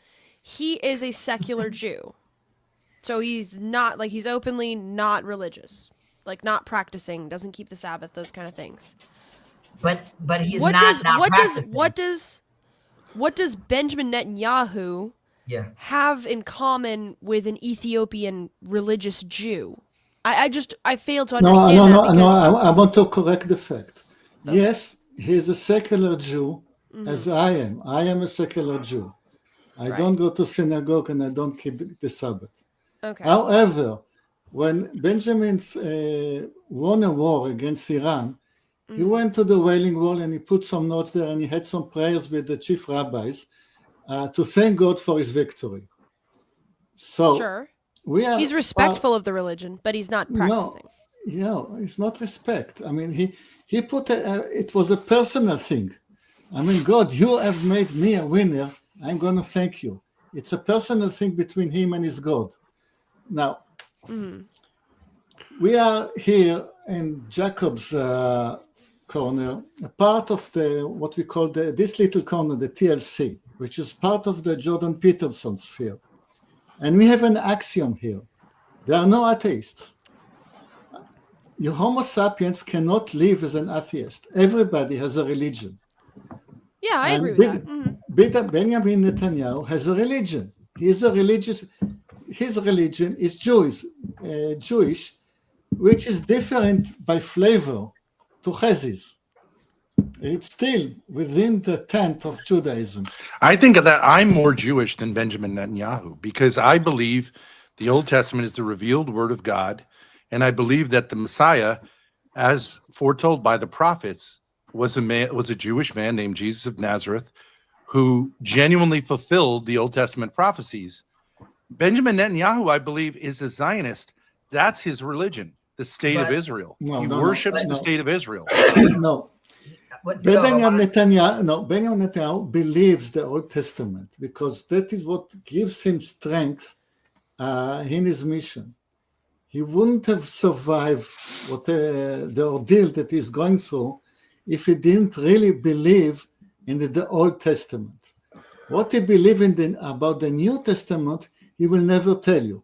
But 1 second, before we go to the New Testament, and this is also true to Grace, Benjamin Netanyahu, you are right. Unlike me, he doesn't pray. I don't think he, let's say, doesn't pray ritually or go to services, and he probably doesn't wrap the phylacteries like I do, and many different things, like many other things he does not do. However, he very much sees himself as a continuation of Jewish leaders, and this is also very much because of his father and his family. He was a very big historian, but he sees himself connected to the Jewish people and its history and manifesting their home in the land of Israel. And he sees that as a culmination of the biblical story. He doesn't know how to weigh what exactly the prophet means. I don't think he's walking around thinking like in that language, but he is completely tethered to that story. And he sees himself as the manifestation of that story, of those people and that drive. And when he sits in, But when you say those people, you said Jews of all kinds, right? You brought up Ethiopian Jews. correct. What does Netanyahu have in common? He's a secular, European descent, non-practicing Jew. I don't know what Jew means, but he's secular, no, non-practicing, with an Ethiopian religious Jew. What do they have in common? What Israel. connects them? I want to- Israel? I Would want they to not have answer- been connected before Israel I was want established? I want to answer that. The Prime Minister of Israel, whether it was Netanyahu or the one before him, decided that the state of Israel is going to expend its own money, take out plans, bring us the Jews from Ethiopia, house them, and close them, and feed them. It was a decision of the state of Israel. And I don't want to get into their heads, but something in their heads told them, we are the same nation. And Mark, Right. did you want to say anything? But isn't the Old Right. Testament Look, filled can I- with the can I ethos say- of being look- kind to the Mark, go ahead. stranger, to be kind to foreigners, to be like so Netanyahu as a colonial settler on the mode of like British imperialism and Central European romantic nationalism. That's where he got his ideas from. Let's be honest. Like it's not from the Bible. It's from Central European romantic nationalism combined with like the British imperial ethos that the Jews learned from in the early part of the 20th century. That's the religion. It has nothing to do with the Old Testament. My turn? But Mark, go ahead. Grace, Mm. tell me a government of any country anywhere that will not lie through its teeth and broadcast its own propaganda to propel its own mission statement, for want of a better word. Okay? They Yeah. all lie to us. Sure. Netanyahu is no different to Trump or Starmer or Macron or anyone else. Okay, they all lie through their teeth to get whatever they want and whatever they think is a good thing for them. Okay. And Okay. often it's mostly not in the interests of the country, it's in their own interests. But there are So degrees of that's the that. There are standards we degrees should of that. judge No? Netanyahu with. There are Mark- degrees of that, of lying. Say again, Ben? There are degrees to which people lie and propagandize and everything else, right? Like some Mark, how No, much? No, Mark, you don't how think there's much- ever been a leader in history who actually cared about his people? there may have been. Can you name any? Well, so I mean, just to say everyone is the equivalent, then you couldn't really even point out Hitler and Stalin as particularly egregious politicians, which they were. Okay, fine. Some are worse than others. Yeah, okay. What is the point, though, Mark? What are you saying? Okay, I've been trying to work out how to say this for a while, not just today, like for weeks. So who on this cast is American? So let's pretend we're all American for the sake of what I'm about to say. How many of us signed up to the Patriot Act? Did you sign it? You said, Patriot Act, that's a great idea. I'll sign this. Who did that? I wouldn't have. You wouldn't have. I wouldn't have. Anyone would have? Well, our representatives voted for it, and we elected them Yeah, but collectively. you wouldn't have. Nobody would have, apart from our representatives. So, Oh no, I think a lot of people would are love you the idea tying of down to surveillance. the Patriot Act? And the answer is yes. By definition of you being an American citizen, they signed you up to it. You didn't sign up to it yourself. They signed you up to it, which is egregious, or whatever the word is. But a lot of the argument I'm hearing tonight is, did you sign up to the Patriot Act? And the answer is, no, I didn't sign up to that. Why is it egregious? I don't understand. If we have a representative democracy, we elect representatives who act on our behalf. They may act in a way that I personally disagree with.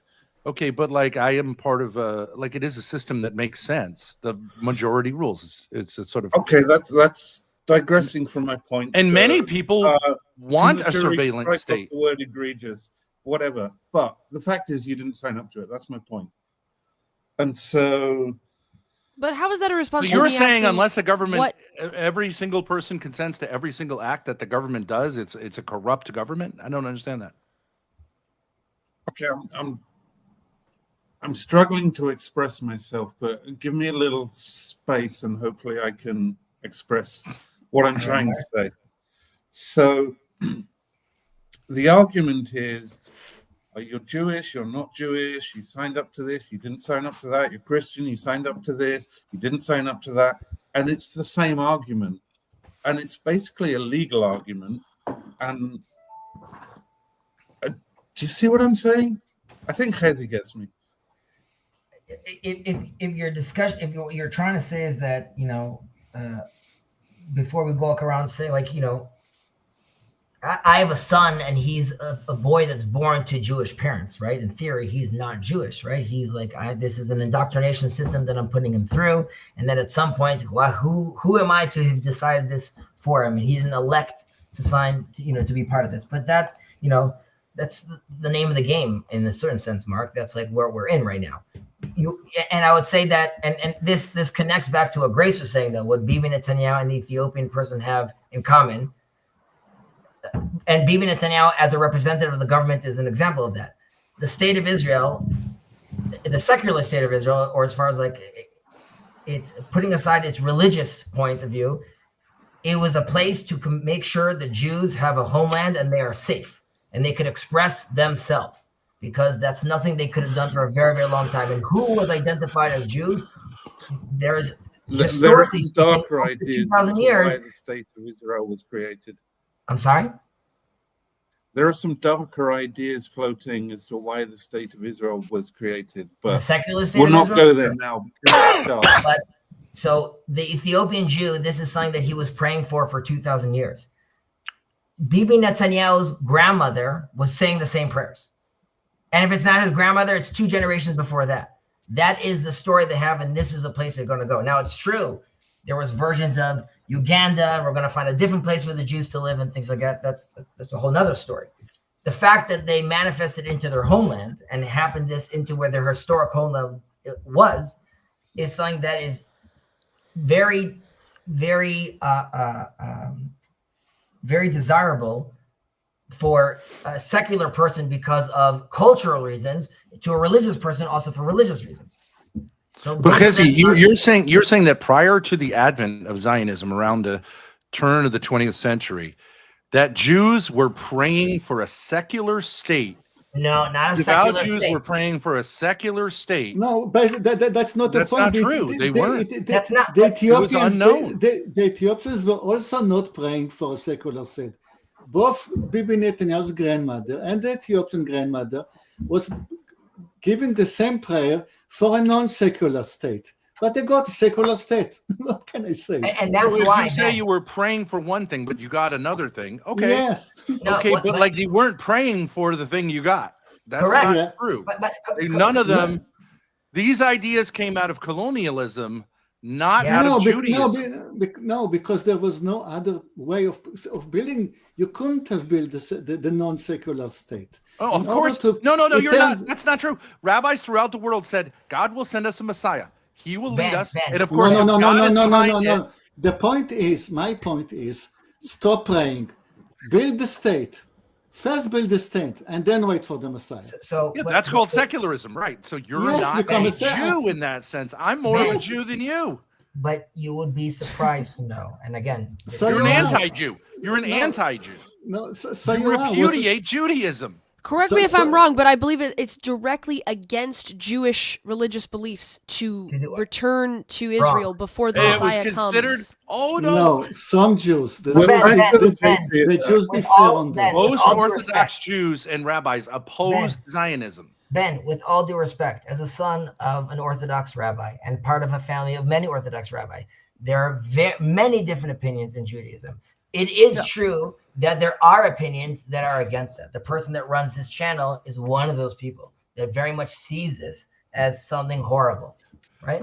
There are many that don't see it that way at all, that support the state of Israel. And there are those that some see it as all religious people, I would say. And there's a spectrum of that, whether you're being, it goes from not seeing it as anything at all as to a manifestation of the messianic dream. However, it's not the end game. No one sees it that way. And me, as one of those people that would be considered as a messianist, right? I see the secular state of Israel again as we're living in a real world, right? Where there's oxygen and electricity, and there's a game that needs to be played. And when I say that game needs to be played is when biblically it says, when the people of Israel come to the land, you could take on a king like the nations you see around you. If you are going to participate in the world with other people, you're going to have to adapt a certain tool set that they're using as well. Democracy, for example, the one we're participating right now is one of them. We are a Jewish state that participates in a democratic game.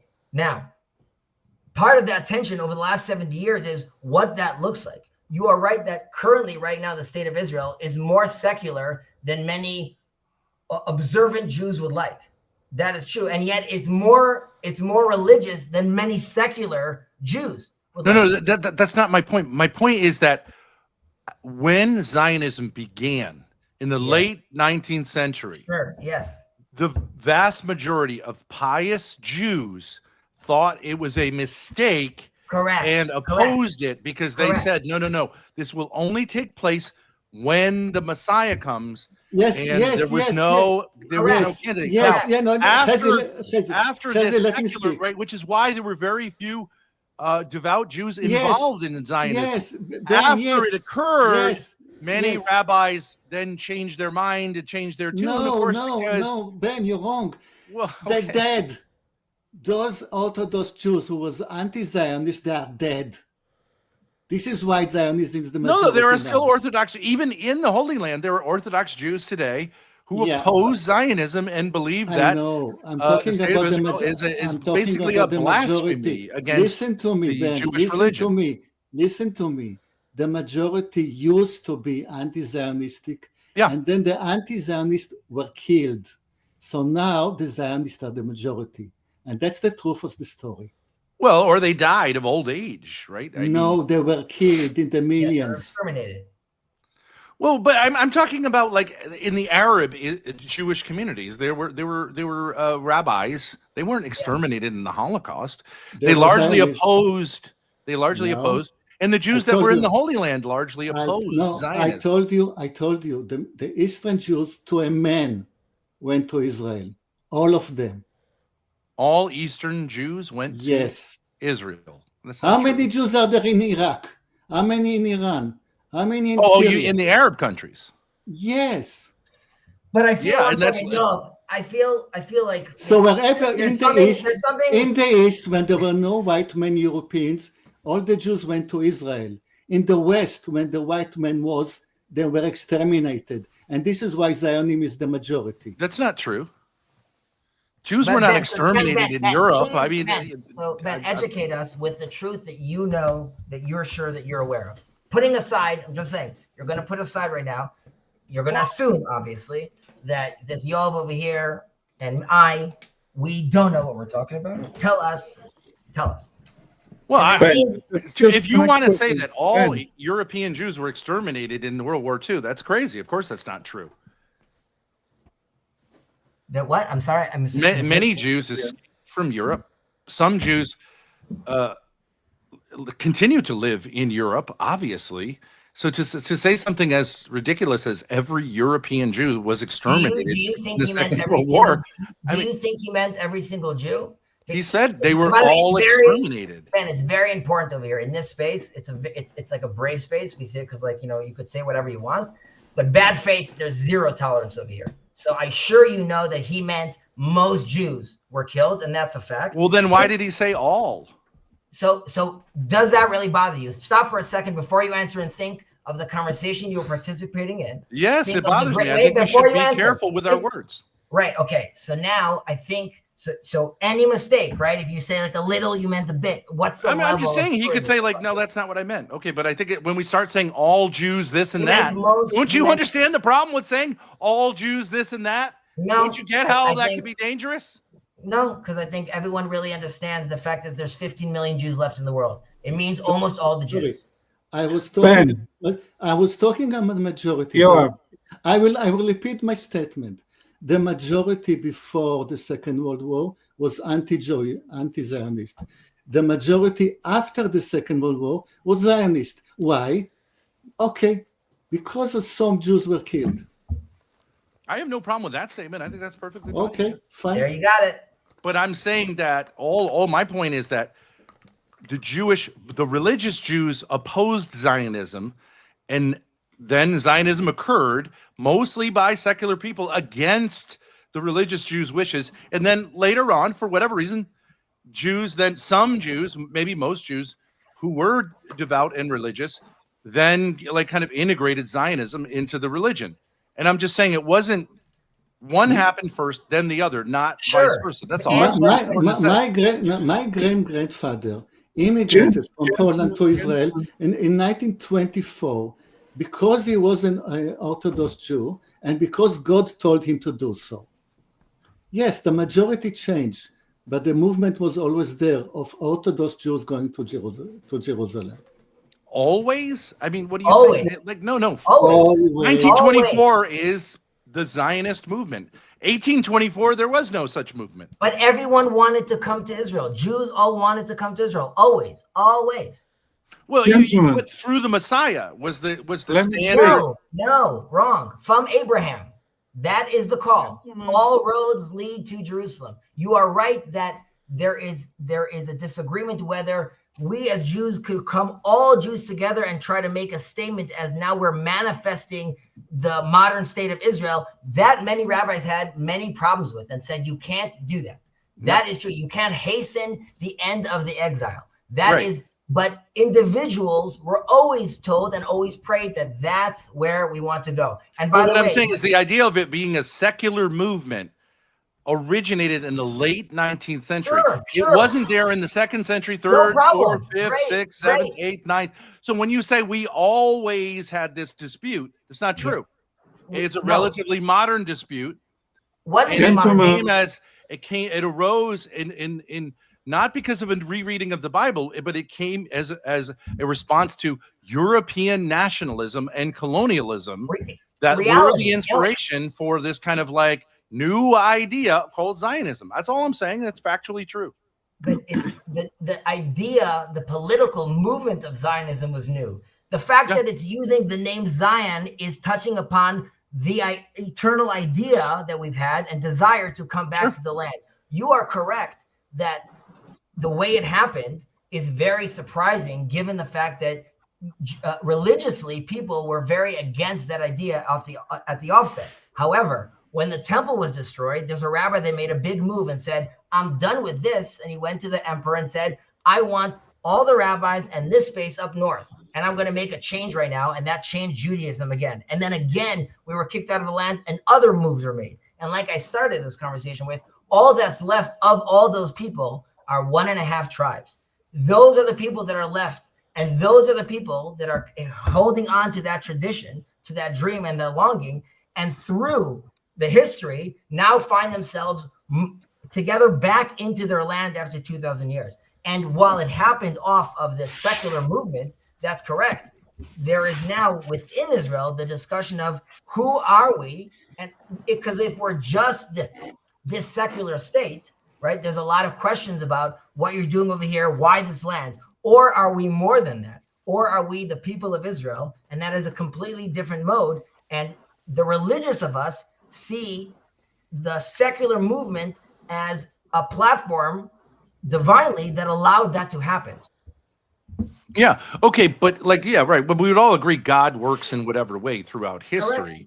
But at times God punishes through history, right? Which is the understanding of the Babylonian exile, Sure. the Egyptian exile. It really Yeah. wasn't about hating Egyptians or Babylonians. It was about course not. the failure of the people. And also the exile, the Roman exile was largely seen as a punishment. Of course. And Christians see it as a punishment for failing to recognize the Messiah, who, of course, Christians would Well, say, disagree there. well, that's how we view it. Sure. That's how we would view it, right? The temple was destroyed, and the kingdom, that relationship came to not a permanent end, but a certain type of end. Okay, Sure. that was fulfillment of prophecy. You obviously Jews would not agree with that, but what I'm saying is, we also would say the Jews largely did not recognize the Messiah, who we claim to be the Messiah, because he wasn't a national, he wasn't a king, a military. He didn't repudiate Rome and all that kind of stuff. So I admit God can throw us surprises, can throw us curveballs. Our job is to interpret that. I would say, if I was Jewish, I would want no association whatsoever with what is going on right now in Gaza. And to say that this is God doing something through us, I would say is a very, very difficult case to make. Well, just to be fair, first of all, I think it's important that we got to this point because there's religious conversations, there's political conversations. So if we're specifically with Gaza, then one has to be very careful how they're parsing this conversation, because it's not, well, of course, God is the ruler of all things, right? You are correct to come and say, like, 1 second, are you telling me like this soldier killing that kid is like he's saying God wants me to kill this kid and God wants me to kill that kid. So like, no, obviously that gets very, very hairy and messy to think about things that way. Now, But Zionists do it all the time. Amalek, right? We'll just say no. So Amalek. Ben, I will blood, have this. blood runs in rivers. It's very I will dangerous. have this conversation with you. The only way we could actually have this conversation, if you want to have this conversation, is you have to I need you to do a few things. This is the exercise. You have to tell yourself that you're talking to two individuals, at least here. Well, three, because Mark as well, and Claire, who's her own brand, that we've been engaged in an interfaith sort of and a deep conversation for many, many years right now on this channel, right? That's great. 2 years ago, this Israel thing came up. Now, there's a level of trust and openness that's been opened up over here. Again, like I said about the good faith. When I'm talking right now about Israel, if I answer you right now, or Yoav answers you, I'm not worried. If I was talking to, for example, I'm talking to Mark right now, I don't think Mark thinks that I'm selling him propaganda, or he's going to tell me like, oh, that's what they all say. I know he's talking to Chazi, the father of kids that lives a life, that's an architect, that teaches, that works, that discusses, that understands Christians and Muslims and works Muslims. And that's why when he's answering me truthfully to his knowledge. I could engage with you in the conversation if when I give you answers, you're taking them as Chazi's being honest with me and not that there's like some sort of trickster game going on. Because otherwise, it's going to be very hard to have that kind of conversation. I agree. Yeah. Okay. Stop for a minute. Mark, do you have anything to say? Can you hear me? Cool. Guys, we're chatting. We're figuring stuff out. We don't have exact knowledge to hand. We don't have charts and scientific data to reference. We're just chatting. Maybe we say the wrong words every now and then. Maybe we're misunderstood. And that's normal between friends chatting. So just, we need to give each other a little more space, I think. And that's okay. I'm very sorry. just Do you guys find it telling. offensive that I just like I maybe it's just a cultural it's thing. getting heated, and it's like we I'm not.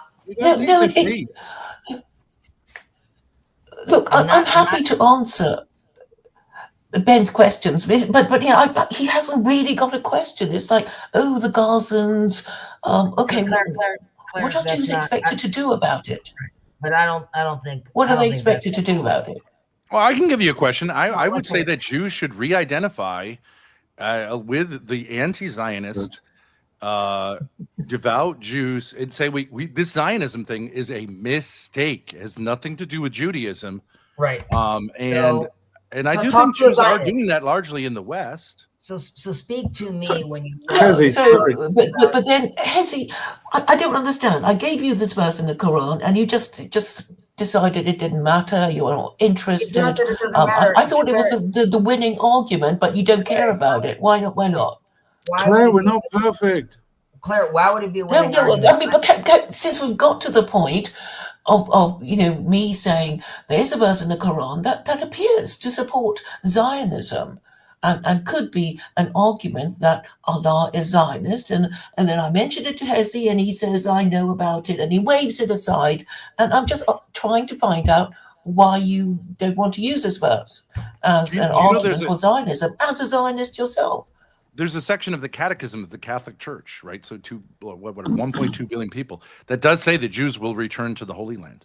Right. That's So- my point to Claire. Like, it's not, I'm aware that the Quran has statements like that. That's not, it's definitely in the discussion we're having right now.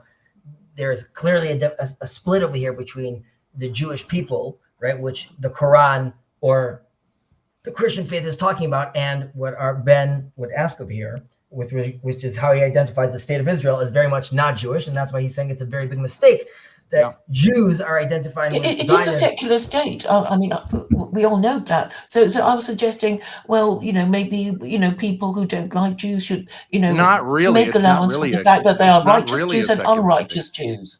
But What? this really brings us, Ben, this really brings us to the question, because presumably what you're saying is, listen, I'm looking at what's happening on the ground in Gaza, right?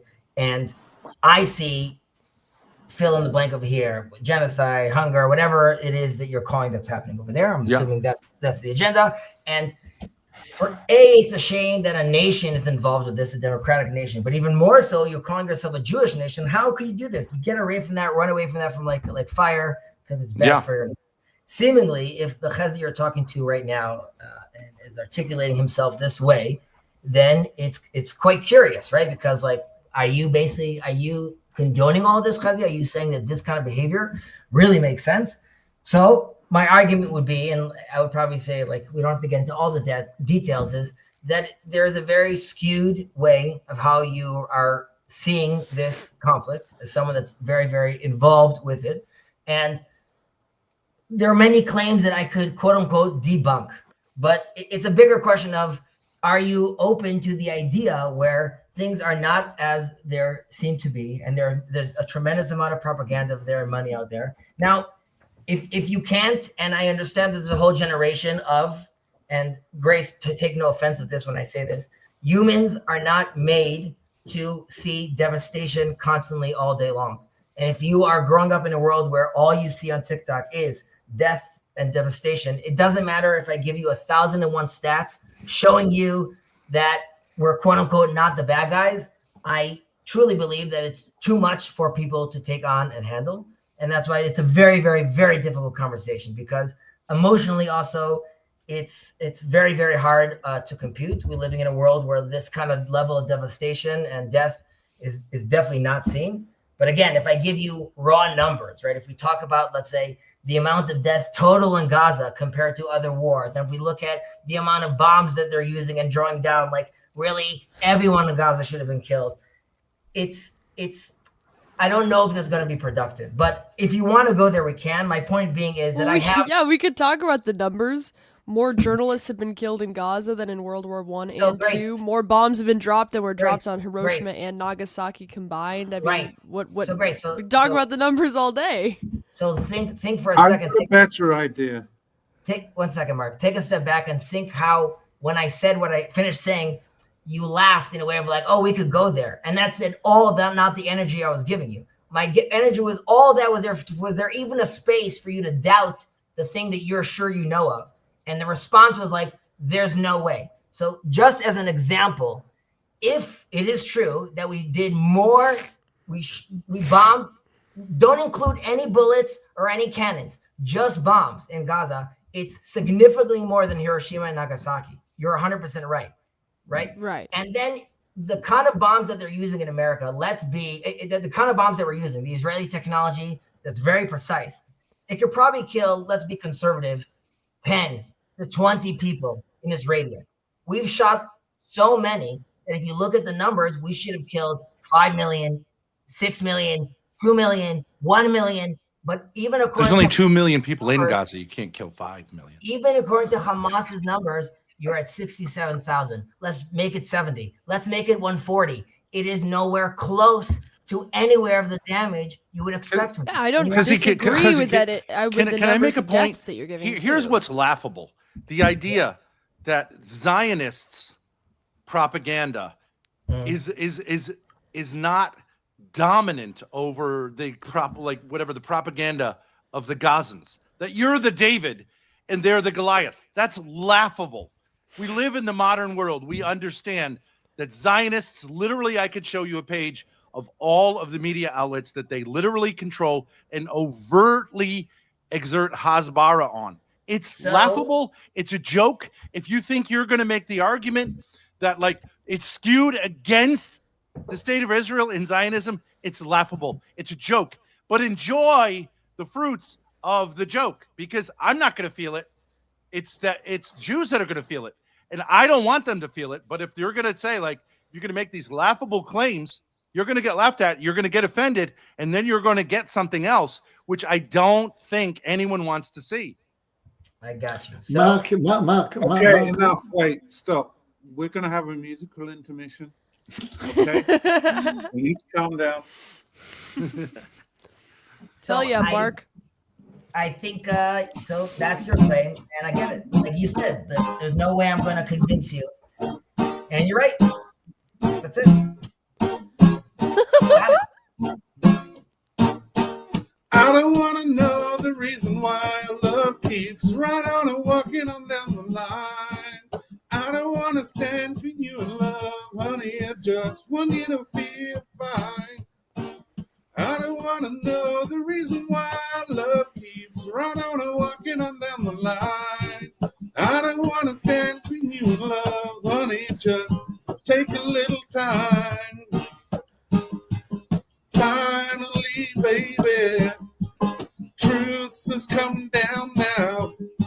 You try to tell me that I'm crazy, nothing that I didn't know. Trying to survive. You say you love me, but you don't know. You got me rocking and I'm reeling, hanging on the line. Oh, I don't want to know the reason why love keeps right on and walking on down the line. I don't want to stand between you and love, honey. I just want you to feel fine. I don't want to know the reason why our love keeps right on and walking on down the line. I don't want to stand between you and love, honey. Just take a little time. Woo! That was very nice. Thank you. Genuinely, I'm impressed. I gotta go soon. I gotta walk the dog. Peace, everyone. Bye, Mark. Peace, Marky. Nice to meet you. Nice to meet you all. Yeah, I want to add something maybe funnily. Where's Jonathan? Guys, It's That no, was- I want to some last thing. sorry, I just It had to go seems to Mark. me that my Hasbara has failed. Somehow all this effort didn't succeed. And there are people in Israel, Jews in Israel, who I think are responsible for this failure. And I'm going to say this, I'm going to come after them, and I'm going to come after them hard. Jonathan. I just came on because I couldn't stand the fact that Mark just hijacked the conversation, I think in a rude and disrespectful way, and started playing music. So unfortunately, I didn't get here fast enough to boot him before he quit. But I mean, Oh, you're the owner of the channel? I'm no, not the owner of the channel. No. but Oh. I have enough authority to come in and kick people out. I appreciated the break, but I can see what you're saying. I mean, Um, yeah, I think it's rude to take just be like, oh, we're just gonna have a break. Like, I mean, like things get intense, but I think they can continue to get intense. And in any case, I don't have anything to say other than I was listening to the conversation, and obviously I got motivated enough to join. But I think I mean, I Avi don't and know. Yoav But, have enough on, to. on the Israel front, I don't know if it's going to be like a real conversation. It doesn't seem like Yoav said, right? Where if we are Hasbara talking heads, so I don't see that being like very productive. But you can understand my point. If you want to say that Yeah. the Zionist regime has enormous access to the media, which is true, and yet the media, what we get in the media, let's say in America, is Yeah. skewed against the Zionist regime. Like, you can understand how we would say, like, that doesn't seem very likely to be true. That's very understand hard to why- buy. I can understand that's why how you may claim things are. I would disagree with the way you're seeing reality, but it's just. But It's do a you no- agree that, are you telling me that you think like that the pro-Palestinian cause has more economic and media influence sure. than the Zionist Hands cause? down, for sure. It has more support. So you're like a maybe, but not Qatar more- guy. You're like not saying more Qatar has funding. more influence. Like I said, like if I will turn into like a Qatar guy meme, then yep, I guess I'm the Qatar guy meme. Okay, but I'm just saying, like, that could be true. It's just hard to like Bari Weiss, right? Like Very Weiss, yeah. Okay, just took over CBS News, which is one of the mainstream outlets, right? And that I'm CBS correct. and Paramount were just bought by an America is overt very- Zionist. You're right. America is very favorable to its ally. Correct. You're right. Yeah, and, okay. And so yes, we get there is- Hasbara fed to us, right? again, you could look at, everyone does propaganda. You could look at Hasbara as being maliciously also faking things. The question is also, you would have to quibble with what in the Hasbara, right? Some of it is genuine, and you would argue that some of it is malicious, or some of it they're making stuff up, or some of it, but like, Yeah. Coming and giving some stats which are true are actually true stats. But yes, That's true. I'm sure that is how people will see certain things. If you look at Europe, if you look Yeah. at the But Arab like an world, example of Hasbara would be the beheaded babies lie, right? but no, that would not be part of Hasbara, because no government official came and said that, and Bibi didn't come and say that. You are right that that's what's leaked, and The U.S. immediately- president said it. The U.S. You're right. president. Horrible. Immediately called out by Israeli media and news. By the way, you also understand that, like, in Israel, Bibi Netanyahu also has a tremendous amount of opposition from courts and from the media inside Israel. Tremendous opposition. Yet all of them would disagree with, let's say, how you would call that Hasbara, because none of them see it that way. If you want to make the point that there's a vibrant discussion among Jews and among Israeli Jews, where there are many voices that would call out like all of this stuff as genocide. That's definitely true. One of the great in Israel will call it genocide. Almost no one. Well, I've seen people who are Israelis who call it genocide unambiguously. Sure. Okay. I'm just saying. So I understand it's a small minority there. Correct. But it's much bigger worldwide, I think you would say, especially among young people. There is a lot of anti-Zionism among young people in America. And I think they're the most articulate. Actually, I think the most articulate are the ultra-Orthodox Jews who see it as like against the religion of Judaism. I think they're beautiful people. That's not all ultra-Orthodox. I know. I'm saying the anti-Zionist ultra-Orthodox. Right. There's a million that live in Israel that are opposed to the secular manifestation of it. Nevertheless, they see themselves as part of sort of this ride, while hoping sort of to correct it and fix it from within. But they have an aversion to a certain degree from, like I'm saying, they don't join the army, which is a big point of tension, like in Israel, of course. I'm sure that's called the Haredi, right? The Haredi. Well, Haredi in Hebrew means fearful, or like Hared Hashem, fearful of God, or have reverence to God. So in that sense, I would see myself also as a Haredi, but it has now taken on a political and theological form as well. So the word is associated with them, but that's it. Oh, okay. Yeah, like I don't really have that much skin in the game as an American. It's my tax dollars that I oppose going to this kind of stuff. I don't think it makes any sense. But and I oppose my sons going to fight a war on behalf of a project that I think is insane from the beginning. Other than that, I have no skin in the game. But if I was Jewish, I would think as a Jewish person, I would not want to be associated as a Jewish person with what's going on in Gaza. Now you could say that's Hasbara or whatever. If you saw it your way, correct? Like the way I see it, for example, is, of course, any needless death and devastation is horrible, and war is horrible as well, of course. And I can't wait to the time where I could live in peace with my Muslim brothers and sisters. Inshallah, that will be amazing. And it's very important that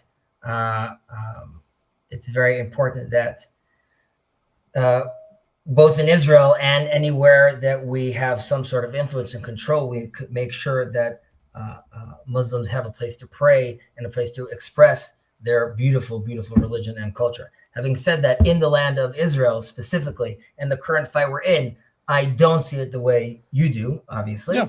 And that's why I think Jews we could quibble. We don't have to quibble. We could disagree with how the war is taking place. And if there are mistakes during war. But the fact, do I think it's like a just war?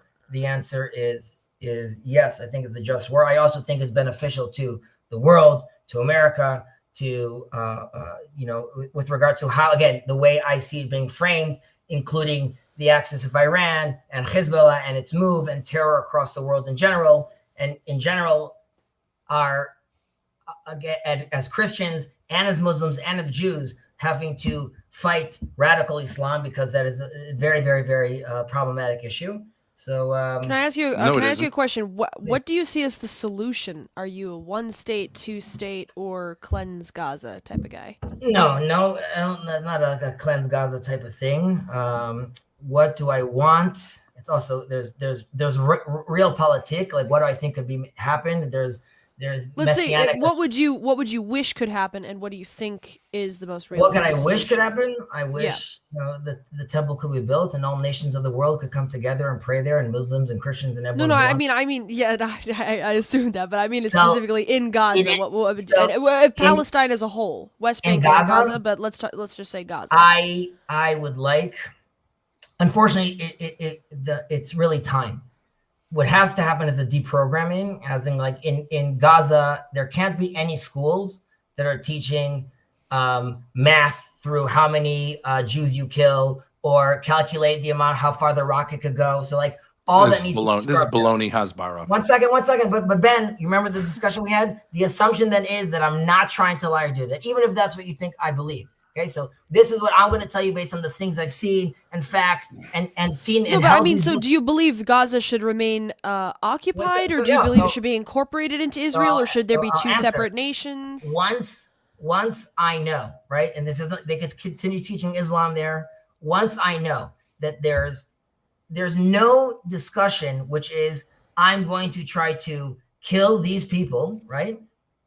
Live there, dance there, build an airport, do whatever you want. More than that, you could become the prime minister of Israel. Just, there is no such thing as this place will be rid of Jews. So are you Is it- saying one state solution? If you say, well, like, a Gazan could become prime minister of Israel, you're saying so it would all be Israel? I mean, if he's loyal to the state of the Jews, he could be the prime minister. Why would a Palestinian believe in an ethno state that is designed, unlike any other nation in the world, Mhm. for one ethnic group to be superior to But any it's other not ethnic superior, because the 2 group? It million, absolutely is. It's the a 2 Jewish million state. What does that mean? the 2 million Palestinians that live in Israel have equal rights. There's a Jewish. That's not true.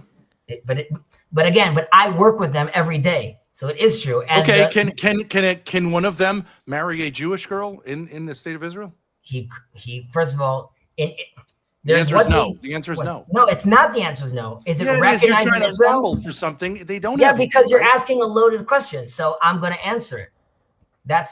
So do you want, is it all take 1 second? Because I am, right, like I told you, part of people coming back to its land trying to manifest itself, which is very difficult to do, and dealing with minorities that biblically have a relationship with them, right? So that is also something very, very complicated, like you just said. So you're nodding your head no. But the reality is that a Palestinian chief justice put the Jewish president into jail, right? So that doesn't happen in apartheid states. And there are Arab members of Knesset, right? There are Arab members of Knesset that vote against Israel. That doesn't exist in America. We have members of Congress that are against America. Okay, so Yeah, we do.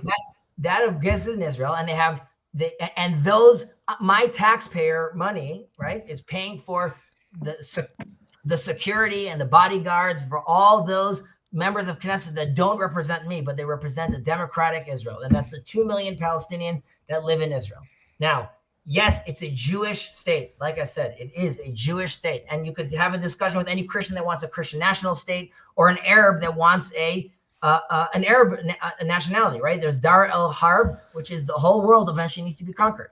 So Is there in any my- other state in the world Yes. that is like the Jewish state No. of Israel in the sense? But No. I'm doing, So it's but I'm not unique. playing your game. I'm doing It's unique. something else. It's Yeah. an ethno state. Sure. Yes. Okay. The Is last a one we Jewish had state? was in Germany in Yes, World War but- II. But The German unlike state for the Germany, German people. everyone is equal under the law. It's not In true. almost every regard. You're nodding your head no. The reality is you have to square it to me that. What is that Palestinian chief justice doing putting a Jewish prime minister in jail? Explain to me how that happened. How does he get to be the What chief rights do the 5 million people who have been occupied since 1967? That's a different question right now. Wait. Be Well, fair. but you just want to conveniently No, redraw the did map. I say 2 million? Did I ask about 2? Grace asked, what are we going to do about Gaza? I'm giving you a Yes. reality already where we've tried it out. there are 2 million Palestinians that live peacefully with the Jews. I interact with them every single day, specifically because of my profession. I work in construction all day long. I'm with them, in and out, eating in their houses. They're in my houses all the time. They Okay. live beautiful life. Can I ask you a question about those people? Do Yes. you think that they have forgotten or will forget anytime soon that they were displaced by a colonial settler project called Zionism? Mhm. And they lost their homes, and they lost their right to participate as equals in a society because of a European project that had nothing to do with them. Do you think they're going to forget that? So I will answer that question. It's a very good question. Number one, I think Israel needs to do a better job in recognizing the trauma that went through the Palestinian people when we came over here. And in all honesty, I think until we recognize that trauma, we ourselves as Jews, but specifically Jews in Israel, are still even dealing with that trauma as well. And I think that is not healthy, and probably also at some place also manifests even in the body politic and how we represent ourselves. So that's just, it's not healthy, and it has to happen. With regard to your question with the Arabs, I think there are some that will have a hard time forgetting that. I think there are some that have already forgotten that. I think there are some that are a minority that even identify specifically with the Israeli project. I think there is a majority, though, again, of Israeli Palestinians that have obviously their own diverse religious wants and beliefs, but nevertheless understand and truly recognize that they're living a far better quality of life in Israel than their surrounding neighbors. Now, that doesn't mean they can't find other quality of life in other places, but when I discuss this, which is, again, it's been more difficult since October 7th, but any opportunity I have to discuss these things with my Muslim brothers and sisters, this is a discussion that I try to have with them. Really come down and ask, like, what is it that you would want to see, right? I have this carpenter I really worked very close with, that he cannot, and I've done very progressive interpretations of my religion, of showing them, like, we're praying together in the temple. He's not interested in that dialogue, right? He knows, like, this is all mine at the end of the day. He's very nice. He's a nice guy, but he doesn't want me here at some point. And there's others that very much want us over here and see it as a blessing, if, of course, they are still dealing with a tremendous amount of tension, because even the Palestinians living in Israel, and let's call them the ones that are successful and are living this great life, they have cousins in Gaza or family in Gaza. So, like, obviously it's very, very hard to disconnect from that. And of course, Israel is not in a healthy state with the population it has, right, that are not those Palestinians, right, those other 3 million people. And you're right, we have to figure out how we do that. But for that, it needs two to tango. And so what you would like, if you could go into the brains of the Palestinian people and erase their memory of their own history, which you acknowledge, you want them to do that. Don't you see how ridiculous that is? Since the whole Zionist project is based on historical. You just erased all of human history. You just said basically, I would like them to forget their history. No, I never said that. Never. Yes, you did. Once. No. Well, you didn't say those words, but remember, Ben, when you got super angry for when Yoav said all and didn't use the right words, and now you're completely saying something else. Remember, the good. You're implying that it would be desirable. That's why you want to have education camps. You just said I want to have education camps so that all the Muslims buy all the Palestinians. I'm just saying it's an implication. You didn't say it literally. But now you're trying to make it sound like Let me ask you a simple question. No. Let me ask you a simple question. There's no questions, right? Yes. IDF's in control. No. IDF's in control. Gun to the head. No questions. Get him out of here. Before you go around and saying camps, how about you first acknowledge all the words of love and kindness I spoke about the Palestinians and my brothers and neighbors? And you don't use any language like this that I'm talking to you right now from 99 of the propaganda heads that you talk about. But yet, even this language for you, all you're jumping on is the things I just said, which are loving and peace-seeking. You turned into, I want to educate people into camps. referencing somehow. You that I said would- you want to re-educate people No, I didn't in say I want to Gaza, re-educate them. I said they should have Muslim teachers. They need to make sure they don't want to kill but Jews. you're going to That's be in all I charge of said. their education, right? No, You're no, going to be in no, charge of their no, education. I didn't say yes? that either. Bring Oh, in okay. Turkey. Well, bring in other if countries. if they participate in your program, they'll be No, allowed to educate their Just children. don't want to kill Jews. That's it. That's all you need to want to do. Just that. That's the only Chezi, requirement. Chezi, stop now. Stop. Enough. Enough. Let's stop this discussion. It will lead us nowhere. You are correct. So this is my stream that I started. So we're going to take the moment to do the grift, and I'm going to promote the book that I've written, where I've thought about all these things in depth, probably, mostly.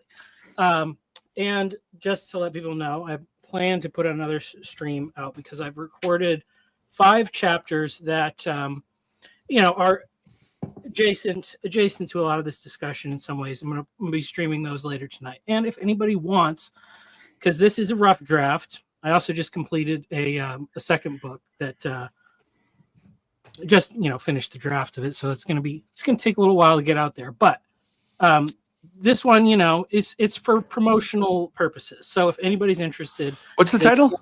The title is Tents Before Temples, Rough Drafts on Building a Culture That Lasts. So, and it's all the stuff that I never learned in church about what makes the world work, and so it touches on a lot of topics. It's a series of essays, really. But if anybody wants to, they can download a PDF of the book here, and Oh, you're giving it away. yeah. Well, I'm trying to get I'm trying to make friends, not make money. I mean, more or less. Well, I do need money too. So if people like it and they want to support me, they can. But I must add, this gentleman Sartori is a genius. He has a lot to say. I wish it said in a thinner book, but it's well, the next one is much thinner. but Can you give us a can you give us a teaser? Why read the book? What's the hook? I had originally kind of written it, and it's very comprehensive because it's like a worldview curriculum. But my initial kind of idea was to start a sort of a trade school, a sort of discipleship trade school to train people for the church who have like real skills in the world. And really the next book's a little bit more focused on this goal. It's really about a reintegration, because we have all this separation of like politics, religion, and your life at home and your work and all these things and everything that the digital landscape does to us as people, disembodying us and disconnecting us from each other. And so it's really about reintegrating those things. And a big part of it is that in some sense, I think the truth is more simple and easier for us to grasp than probably a lot of propagandists want us to believe. I mean, there's a limit to how far the conspiratorial thinking and the subversion can go before it ultimately collapses. And I think that in an ultimate sense, there's a lot still to be hopeful for. And really, the people who will succeed in shaping the next generation are those who work to build something rather than simply tear down the existing structures. So I love it. That's great. Yeah. Sounds cool. Can I just ask you two guys just one simple question? I'm not trying to be a trickster or anything, but I think you could understand this from an American point of view, that we would say, like, the obvious solution, instead of saying like, oh, well, you're going to kill us, okay, is to say, just like in South Africa, where you had an apartheid government, what you need to do is say, from the river to the sea, every single human being in that area needs to be treated with the exact same human rights in a secular state. And then we have to work it out how like everyone can be represented. What is the problem with that? That's the obvious solution from, you would understand, from an A American point of view. demographic problem. A demographic problem. Why is it a problem? Because there will be no Jewish state anymore. Your, Well, there your will issue be- is no, but Ma- the issue- majority Jewish state. Okay, if the Correct. point of the Jewish state was to keep Jewish people safe, where are Jews less safe than in Israel, right? Like, let's face it, it failed as a project. It's only going to get worse. I completely And plus, disagree. Jewish people don't reality. have any more right than anyone else to be safe in the world. It's called like participating in the world. Right. You don't have any special protections that anyone else doesn't have. What do you mean? What are you talking about? We created a state and we made our own protections. We could do what we want. You could disagree. No, with you us, can't. If What do you you mean you behave with your but I'm doing state it. in a But way I'm that doing it. creates animosity towards others, you Right. will get what states get, just like everyone else. And Which means you're what? getting it. Which means what? You're gonna You mean if like you start You're wars, gonna get called you're out. going to get like pushback. Yes. I guess, yeah. We'll see how that works out. Okay, but it's going to work out terribly, and it already is. I guess we'll see. Well, okay. So you want to see a bloodbath because that's Nope, what happens nope, in situations nope. like Not that. But I said- don't understand. I don't understand. But you say I want to why- protect Jews, but you're fomenting, like, obviously, a bloodbath. Again, I don't know if anyone saw me fomenting a bloodbath, but if that's how you see it, But what, I don't understand. Why I just wouldn't you simply don't give understand people why. rights? Why are Jews entitled to an ethno state? I don't understand it. Jews can live wherever they want. They can move They don't want there to or live not. anywhere they want to live in their homeland. Okay, but So if this I is want to not live in a most of these homeland where people's it's all homeland. Catholics, can I just take over a land and make Catholics superior and like make But Protestants now- live in a kind of like a shadow world under martial we law? taking- are we endlessly? taking over It's a land, crazy. You're or going to get a are- bloodbath. Are we I taking mean, over a land, or are we recognizing? Chezi, Chezi, you've given your one answer. I will repeat my last, and it's my last statement. Jordan Peterson taught us, clean up your room before you go and change the world. I have some cleaning up to do here in my room. I will discuss the subject with you when this clean up is finished. Do you think that South Africa had a demographic problem, right? Is that the ruling class, which is a racial class, was outnumbered by the class of those who ruled it. And yet we in the modern world said that's not okay. One man, one vote. Every single, pretty much Just every like other the country in two- the world, at just least like the nominally 2 says that. million Palestinians that vote in Israel. Just deal with them. Just deal with the 2 million Palestinians that vote in Israel. That's right. And if they're a little angry at you because you stole their land, yeah. you are either going to allow them to express their anger or you're going to have them express it in a much, much worse way when it finally gets unleashed. You can't do this to people forever. Do what for people? Why is You it mean- you- Oppress you- them. Do you mean the situation of Gaza and like the territories? Yes. Yeah, of course. It's not a good And the situation. entire project. No, not the entire project, but yes, definitely the territories are something that needs to be figured out. You're right. But I look, I'm an American. I believe that the way that America was settled was unjust. I think Sure. we should have been much more kinder and much more gentler with the Right. native peoples, though I think they would have welcomed us. And I think that Should- Jews would have been welcomed. Did But I instead, start- you went the way of violence. Did I say And now that- you've got people who are angry at you. Sure. And Yep. you don't want to deal with it. Well, you're going to deal with it sooner or later. When you say you don't want to deal with it, you mean like the current leadership of Israel? Well, you're not in Israel, right? Damn. Okay, Oh, okay. where is the nation where the people have always respected like the rights of the land or the people that like, I mean, is there any spot on earth that you can go like that this has been done correctly ever? I mean, I don't know. I mean, My people are live in Norway, like they've lived there as an ethno state, but like without saying Norwegians are better than anyone else. I mean, there are lots of Okay, places so where now people you have a just place where it's- Did you where it's say, cool did I say I'm better than anyone else? But What's that? Michael, what does it matter? Even if I agree, a lot of states and countries were established with war and violence. But what does it matter? There's a current oppressive occupation going on. What does it matter what happened in the past? Yeah, but do you what do you about- agree or not agree that that's wrong to do to people? People should not be I oppressed. agree. That's Okay, like that's no, like no. if somebody owns slaves and they go, "Well, there was slavery in the past. What's the big deal?" Like, yeah, no shit. It can be People used change to their say, okay, minds. like we're not doing anything different. And it's true that like there were many settler colonial projects. Most of Africa was colonized by Europeans, but like only Israel hasn't got the memo. Like European colonialism is like not cool anymore.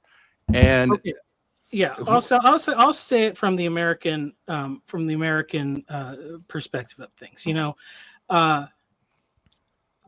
obviously, there was written into our Constitution no specific state religion because the people who had settled here had experienced the problems and the that come with that. You know, for any minority group.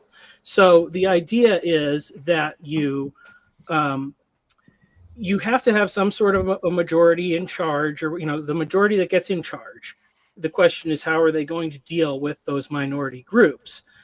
And it just from the sake of the way things work out, you know, from wisdom, if you put marginalizing them or, you know, intentionally limiting their rights and freedoms, you know, there's always the chance that that's going to come back to bite you. Now, I think one of the problems that happened with America is because the lack of specificity in the way that they wrote the Constitution. I don't think the founders ever thought that we would default to a secular, atheist, materialist, neutral position, and obviously that has been very, very problematic. And regimes that explicitly, you know, hold that have been the most destructive. So it has to be. a lot of the founding fathers were very thin on religion. They were not devout Christians. Yeah. Yes. But So they believed reason could solve all problems, which of course is idiotic. well, yes, but I mean, you know, so even if you think like, you know, like a lot of people say, maybe most of them are deists or whatever. Well, the god of deism is one who's not stepping in to fix everything all the time, but he's also not really policing people's behavior a lot either. So, and so I think just the position, you know, has to be what is gained by like if somebody is running their country that's not our country the wrong way, and it's going to result in some consequence of their own destruction, or it's going to be bad for them. Yeah. What should we? I mean, maybe we should just let them do it. And No, I mean, Ben would say, why am I paying taxes then? Like, obviously, like, correct. Like, I shouldn't be, at the very least, right? If I disagree with the Israel project, why, as an American, is my country involved with, you know, these shenanigans, right? Yeah. And this is assuming, right, that Ben's vision of reality is correct, right? Like, they're doing immoral stuff. There's a genocide, because there could be, I'm sure, things that Ben disagrees with, but let's say, you know, that it seems that it's like helping X economy or doing well. So like, I understand why people are voting for this, but if let's say they're doing something horribly wrong, then yeah, why would America want to participate? And this also leads back to Nick Fuentes and many of his questions, right? Like why are we involved with this? And so I agree. Well, and you know, it's like so, and we're so concerned about the rights of a certain group of Islamic people in this certain one area, when in like dozens of other Islamic countries, people are just leaving. They have all the natural rights to their lands, and they don't want to be there. They want to come over here, you know, like, or they want to come to Come Europe, over where? to America or to Europe. Generally speaking, Muslim populations don't want that. Don't want to come over here or to come over to Europe. Most people stay in their own homeland. I'd just say that it's uniquely Muslim to want to go to Well, Europe where or are the America. influx of immigrants, especially? I mean, in America, we have a lot coming from the southern border, but Well, they're driven by the Israeli wars as refugees from their own country by the incessant, endless warfare of the ones a we also started psychotic with Bush, right? state, Yeah, which always starts wars. And yes, they become refugees and look for refuge in Europe. Yeah, like Ben, don't forget. We had like, you know, that whole memo that we got, all the other wars started with George Bush. There's also the liberty. Can't forget the liberty. Yeah. Ready for that point we were messing around. I just want to make sure that we hit up all the points of Okay, well, so, Right, and you yeah, say those are anti-Semitic points, even though No, I they're didn't- true. Who said anti-Semitic? I just They're said I want to true. make They're sure true. we involved all of Israel's treachery. It should just Well- be very clear. Yeah. How about okay, this but one? Who wants Israel- to live, who wants to live in Israel an Islamic country? Who wants Introduced to the live in an world to Islamic terrorism. They were the first terrorists. And now, very recently, they introduced the world to like a new form of terrorism, which is like infiltrating the supply lines of products and putting explosives in them. Yeah. You got to own it. If that's a great thing, then you guys are the best. But like, I don't think that's a great thing. Israel's the only country that I know of that revels in assassinating foreign leaders. It's interesting, though. To me, the most curious thing is that you're not really curious. You know the answers already. So, like, why discuss things with Israelis? You know. Well, I had a question about Jewish, but like, here's a question to you, Khizzy. You say, I love my Muslim, my Palestinian, right? Why not see them as a gift? Why be afraid of do. them? I Why do. not say, why am I would afraid of it? love, I think that every Palestinian child, every Palestinian woman, every Palestinian old person, every Palestinian man is my brother. And I want to see him have the same rights as me. Not only do I want him to see him have the same rights as me, there's nothing more biblical than the focus on the land. And the other thing that's the most biblical, that's constantly railed upon in the 5 books of Moses, is the foreigner living in your land. And I think it's not a coincidence, again, as a messiness, that when I come back to my land, I'm ironically also have to deal with this idea that this foreigner is in this land as well. And you are 100% right that until we don't figure out what the just and you and I will vastly disagree with what the just outcome is potentially. But you're right. If that doesn't get solved, then it's devastation. Correct. But I would push back. You say there's nothing more like an old Hebrew Bible than being focused on the land. That's not true. The Hebrew Bible is focused on devotion and fidelity to God. Where? It is Where? not land Where? worship. Land worship Where? comes Not from land worship. Not land land worship, worship. Not land and kinship worship. Yes, And land European worship. nationalist Yes. romanticism. yes. But The not very land worship. people who you claim to be your this Ben, philosophy you Ben, claim to be Ben, your Ben, arch Ben, nemesis. Ben, German Ben, nationalism. Ben, That's Ben, where you Ben, got this idea that it's Ben, all about Ben, land Ben, and like Ben, kinship. Ben, don't teach Chezi the Bible. You're going to lose. Chezi knows the Bible better than you. It's not the Well, he point. apparently doesn't, because he said the number one thing in the Old Testament is this kind of land worship. That's not true. But I never said, again, Ben, you're so silly. You forgot again to being very specific about your words. Twice you did that, and before you got mad at Yoav, shame on you. You can correct yourself and say, like, no, But I- actually, but the I Old didn't Testament is say about la- worshiping but I God, didn't not say worshiping land land. worship. But I think didn't say- Zionism displaces Ben- the worship in God with the worship Ben, of land. I didn't say land worship. The place to worship God as a people can't be in a vacuum. It has to be in a land. The only where I could worship God through his fruits is when I grow fruits on a land. The only where I could build a house and shelter for my kids is on a land. That's Where- Central European nationalism. That's not true. Jews where thought I built the temple. for 19 centuries they could be devout Jews Yes. anywhere. Correct. You could be a And devout Jew Christians anywhere. who claim to be the This is- correct Ben- interpreters of the Ben- Old Ben- Testament would Ben- say that, yes, you can worship God in America, in Who said you Siberia, couldn't? anywhere. That it's Who- ridiculous to confine worship of Okay. God to a But who particular can find place. it? But who can find it? You just said you What did I can't just worship say? God except in a particular No, place. I didn't say that. I said where in the Bible the story of Abraham take this land, Isaac go to this land, Jacob come back to this land, Moses taking to this land. Hey, Israelites, if you don't listen, you'll get kicked out of this land. You should pray for the water on this land. If you listen, eventually I'll bring you back to this land. If you don't listen Right. again, I'm going to kick you out from this land. It has Right. to do with this land because in this land, we are going to worship God. And in this land, when we're oriented properly, and you could decide that that's not the state of Israel, sure, but in this land, when we're oriented properly, we are supposed to be an example of what a nation looks like living its life through God, which is supposed to be an example for the rest of the world to do on their land. I'm But our gonna land- end the stream at 3:00, just so everybody knows. Okay. Yes. And what does the world make of the state of Israel right now? By and large, the entire world sees the state of Israel as a pariah state that is a shame among nations. A You're right. shame. It is a problem. Again, I have other interpretations that You think it's a city on a hill? Like it's crazy. No, Look what's going on there. You wouldn't disagree with that. You're saying currently, right now, it's not that, or the state of Israel is not that.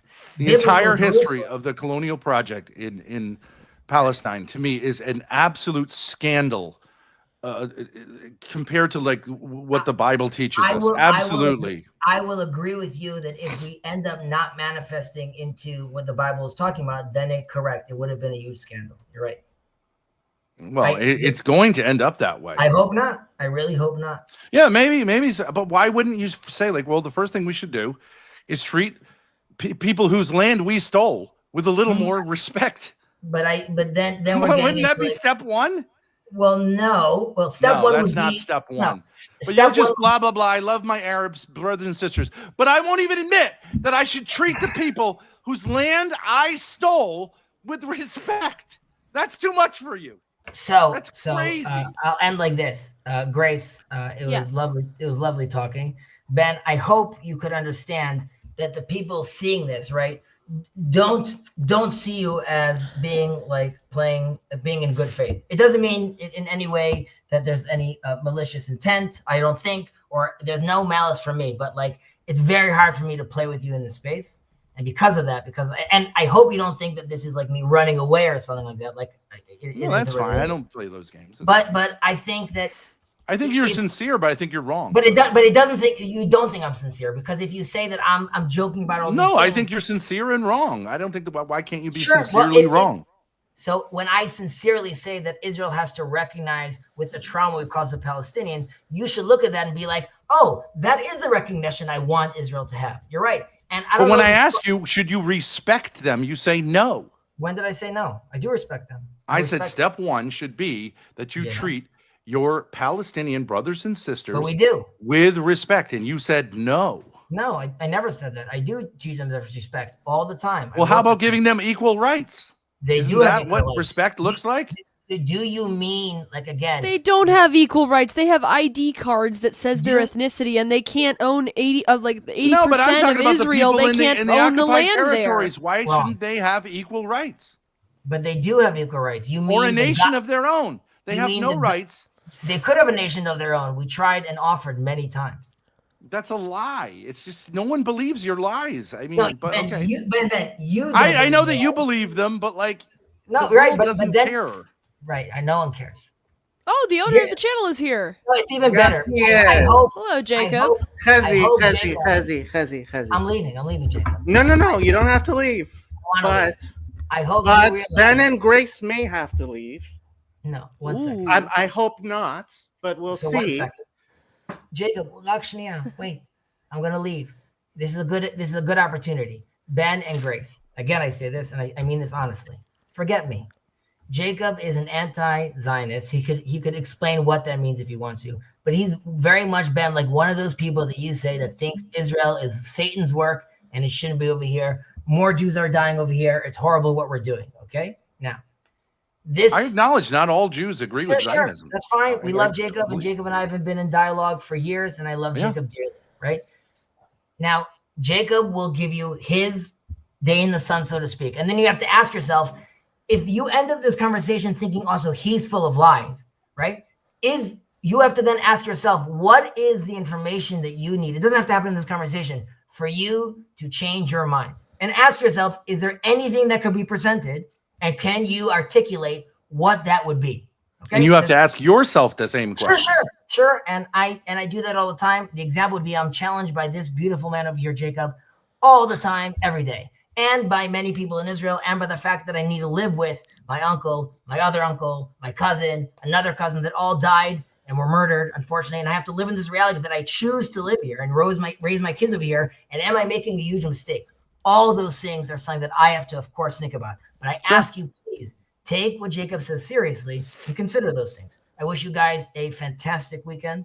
And Nice meeting you.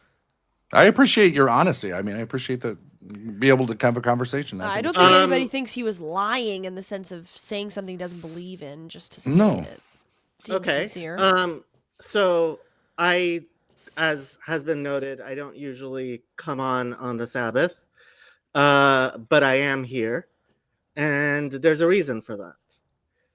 My channel is not a place to spread anti-Semitic propaganda.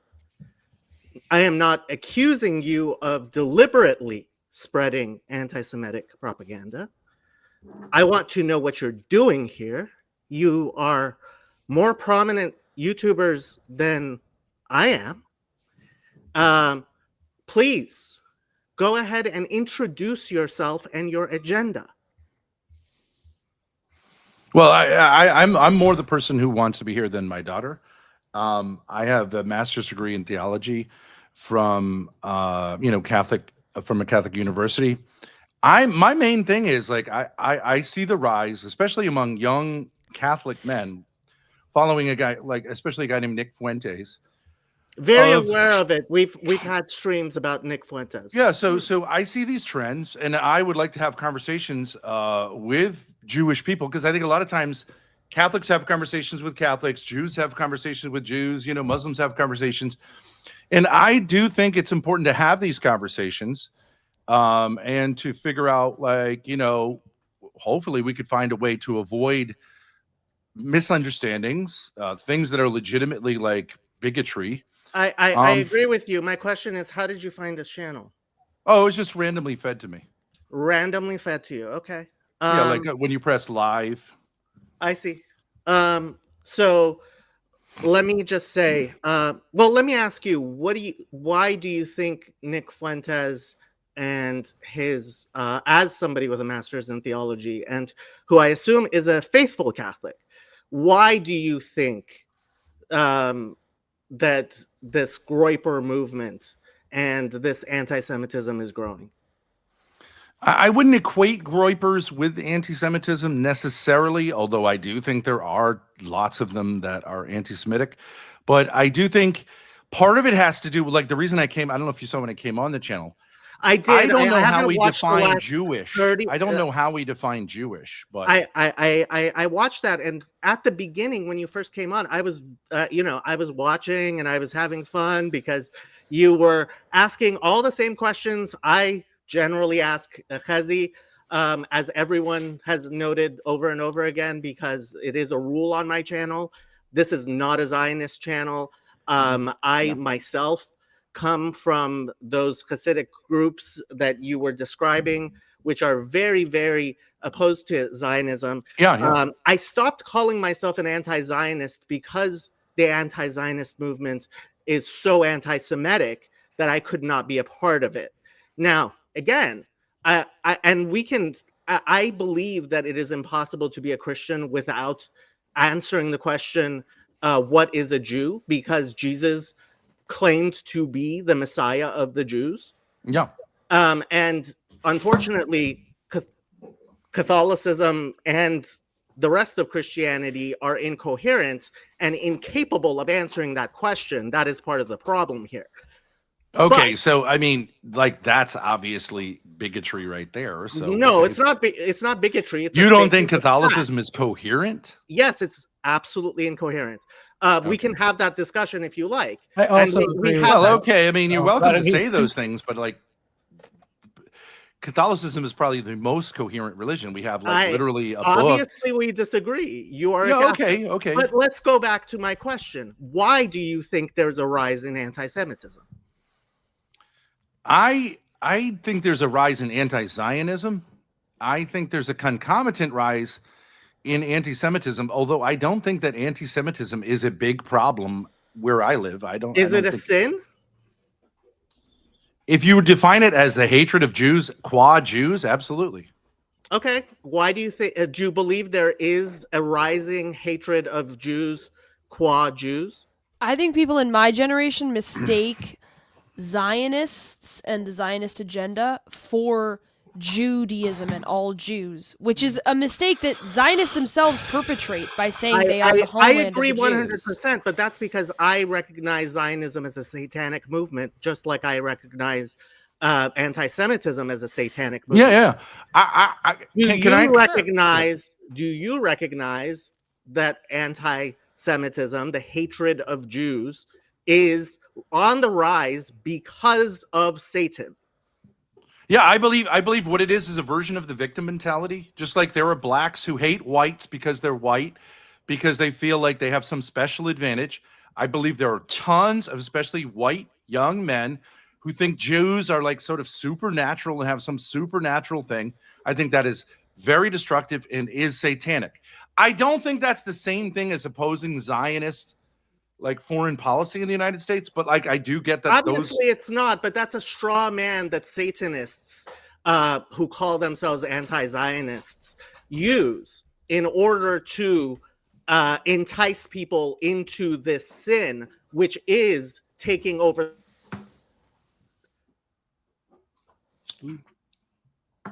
You cut out for a minute there. Well, my point would be like what I'd love to have a conversation with Nick Fuentes. I've had many conversations with his like acolytes. It's very difficult to get through to the inner circle. But what I'd like to point out to him is that I believe Zionists are sort of anti-Jews. They're not Jewish in the sense of the religion of Judaism. They're actually like revolutionaries against it. So like, I think that anti-Semitism and anti-Judaism, anti-Zionism are actually like it doesn't make any sense. Those are not true Jews. Is your concern where is your concern? Is your concern with the fact that there are Catholics, that the gates of hell are actually prevailing over these supposed traditionalist Catholics? Because I'll tell you why I am so concerned about Zionism. It's because I believe in policing my own and my own community. And what I see is that people scapegoat Jews when really the problem is that the Catholic Church is falling. I don't think the Catholic Church is falling. Have you seen the Pope blessing ICE? Yeah, sure. I have no problem with the Pope blessing ICE. Well, you laugh, but see, this is your bigotry. You are a bigoted anti-Catholic person. I am not a bigoted anti-Catholic. So if you would not laugh at my religion, then I won't laugh at your whatever. I am not laughing at your religion. I have. So let me explain something to you. As a Catholic, you laugh at the idea of the Pope blessing ICE.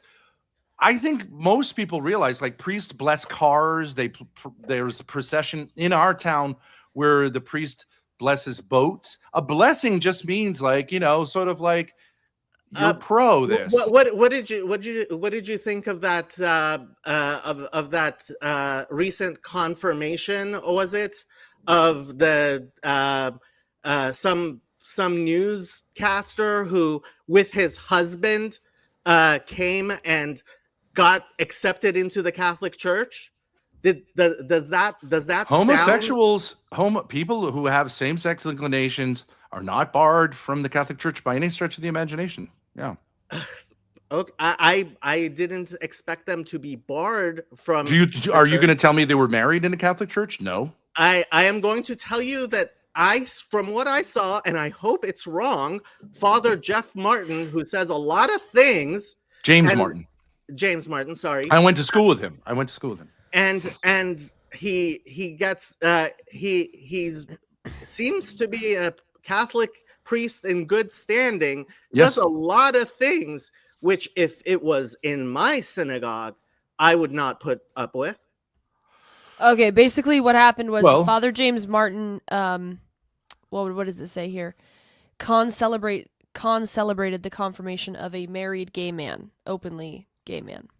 And the sponsor of that gay man in his confirmation was his husband. Yeah. You I see no understand that, problem. like, yeah, James Martin is someone who pushes the envelope a certain way, but he is respectful of the Pope, and he doesn't say anything contrary to the teachings of the Catholic Church. There is a wide spectrum, and generally speaking, the Church has taken a different tone towards LGBTQ people, though the teaching remains firm. I don't know why you say that means the Catholic Church has fallen.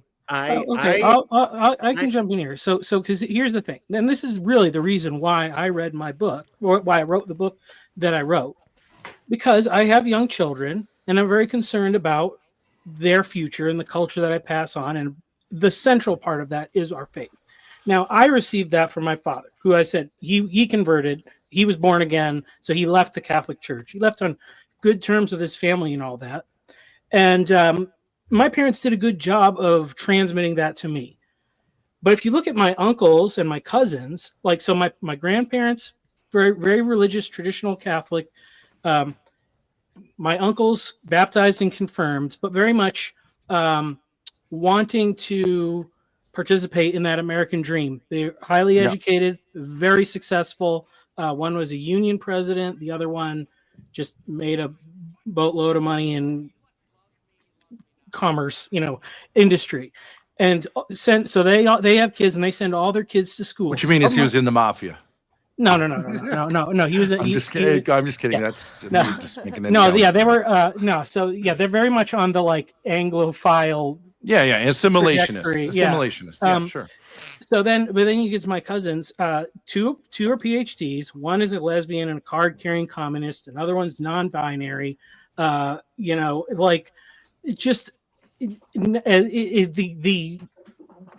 they were baptized and went to confirmation class and confirmed and all that, and it didn't do anything. So like somewhere like and that is not unusual. Like the great upsurge you see of people like when converting, if you convert to Catholicism, you always come in with that new energy, you get the zeal of the convert and all that stuff. Yeah. But the great like mechanism that was supposed to transfer these beliefs down culturally from generation to generation just got so watered down.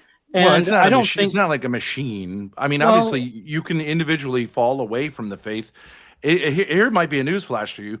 Protestants have had the same experience, well, of course. I mean, and that's why I'm not saying, oh, I got the bet. That's and like, Jews that's- and Muslims and right, like yeah. I mean, and that's what those are the questions I sought to answer, is what actually makes the difference. And I have just- to say, there's a reason I'm bringing this up, right? So Father Eric Seitz, who is the official Roman Catholic priest of my Discord server. Yes, I have an official Roman Catholic priest on my Discord server, sure. right? And he has a YouTube channel that I support, and I helped him launch that YouTube channel. There are a lot of Catholics who are very involved in our community, and I would love for there to be more Catholics who No, are I love that involved too. in the community that we have. There's a reason I brought this up, because if we are going to, in the spirit of brotherhood, to talk about all the problems, etc., that we see in the world that we see, to do relevance realization, to see where Satan is in fact oppressing us, right? Yeah, I love that. Then I will join with whoever is trying to fight that spiritual battle against Satan. Yeah. My concern is when, and this happens a lot, scapegoating of the Jews takes front and center, right? And the Yep. faults of the Jews, and that's exactly precisely, I mean, I was the parts where you guys started talking about Hasbara. The fact that you know the word Hasbara should tell you how much of a failure Israeli propaganda has been. And I agree. so there's a very easy reason for that. There are 15 million Jews in the world. There are 2 billion Christians in the world. There are 1.5 billion Muslims in the world. And the Chinese government doesn't like Israel very much. So if you imagine that the propaganda is coming from the Jews, I have to say, I think you're being a little naive. Who is the David and who is the Goliath here? Yes, the Jews have always been the David, exactly like the Bible says. You are the least of nations. We believe, until we believe the last thing Judaism is supremacist. So when you started talking about Israel being uniquely supremacist, I mean,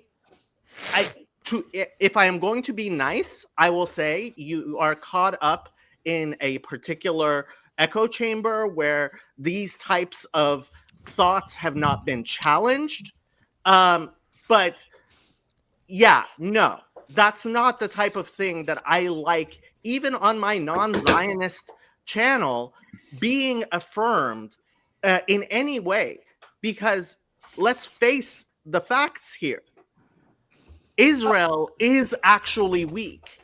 And my problem with the Zionists is that somebody like Chazi, as much as I love him, has a very hard time actually accepting the fact that Israel is nothing but a cat's paw for the West in the Middle East. That Israeli children are dying for the Council for Foreign Relations. It's not the other way around.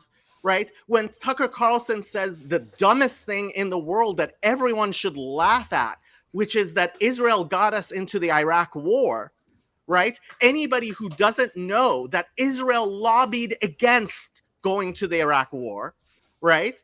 So these types of things, yeah, you know what Bibi Netanyahu is, as far as I am concerned?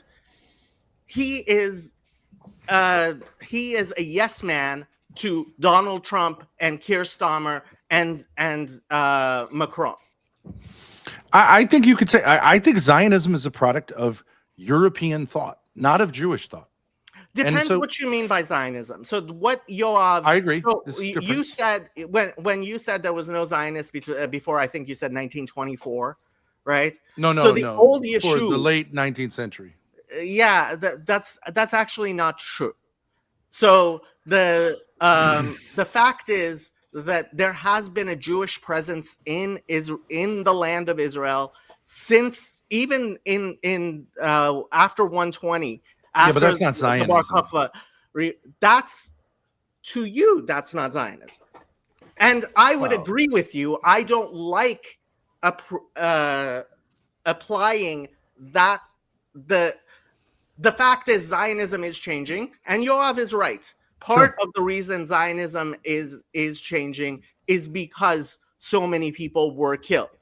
Now, I don't want to really get into why I believe that happened, because that's incredibly painful and it won't go well for the Zionists. Yeah, agreed. But the fact is that just as people's views of different political movements change over the years, Zionism has started taking on more and more of a Jewish character, which is why the religious Jewish parties in Israel, Aguda,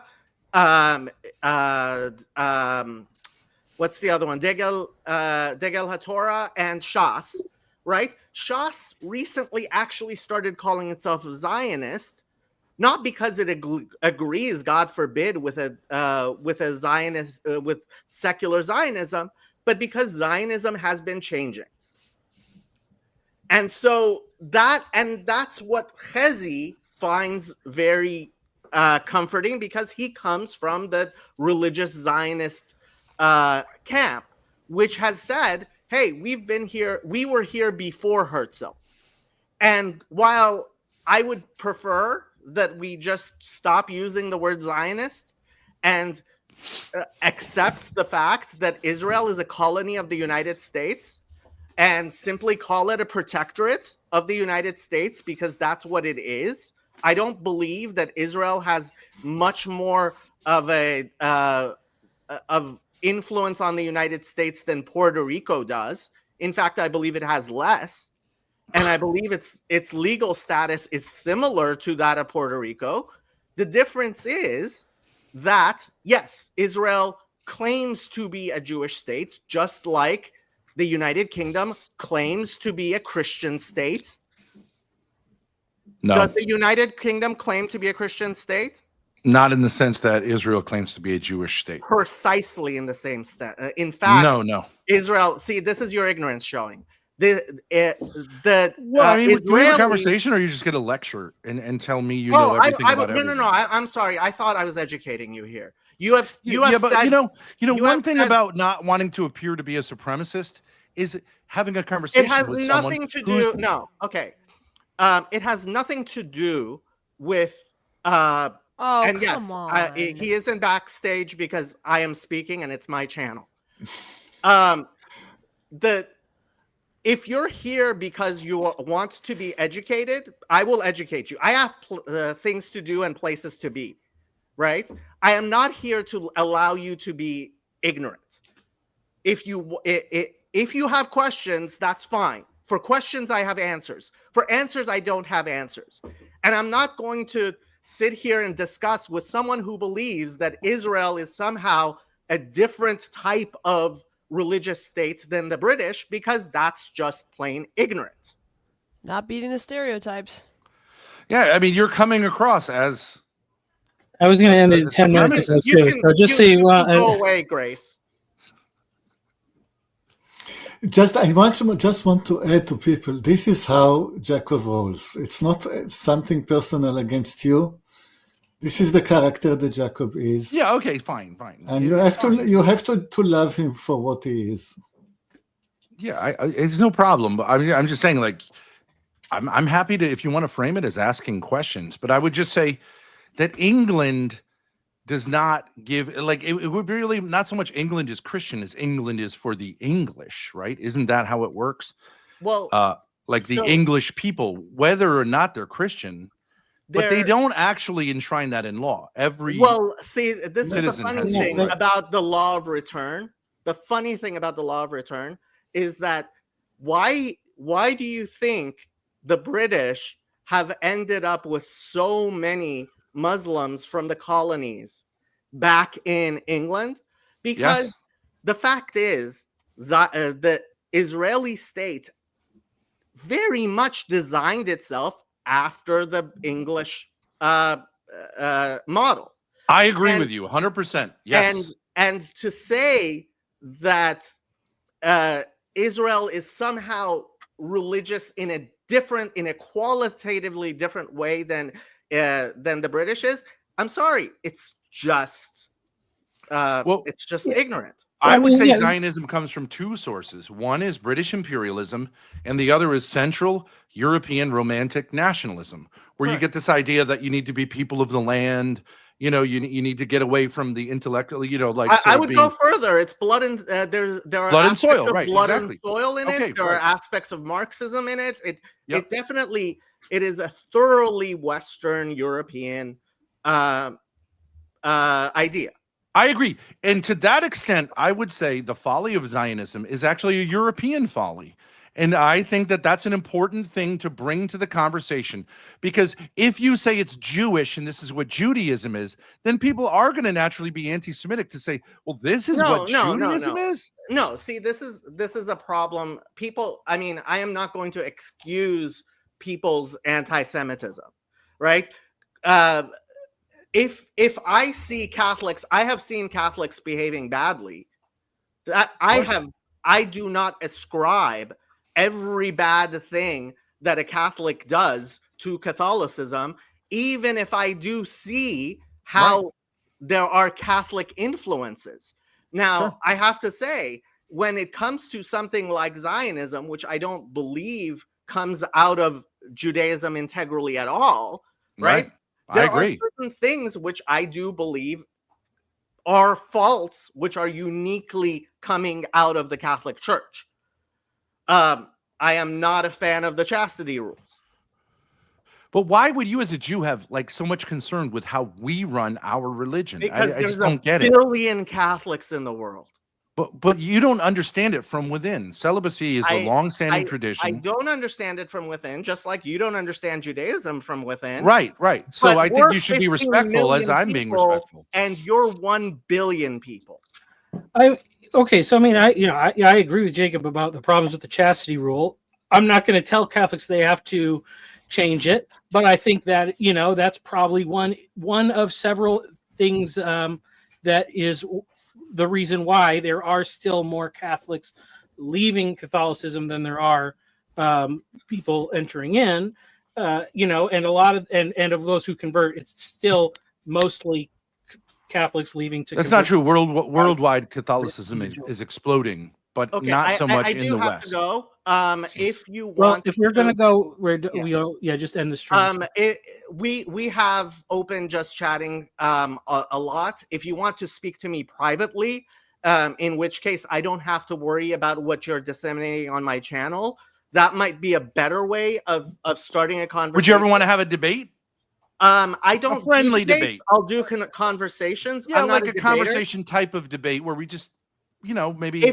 If you want to invite me on your channel, I would gladly come on your channel. Just one thing, I have very low tolerance for bullshit.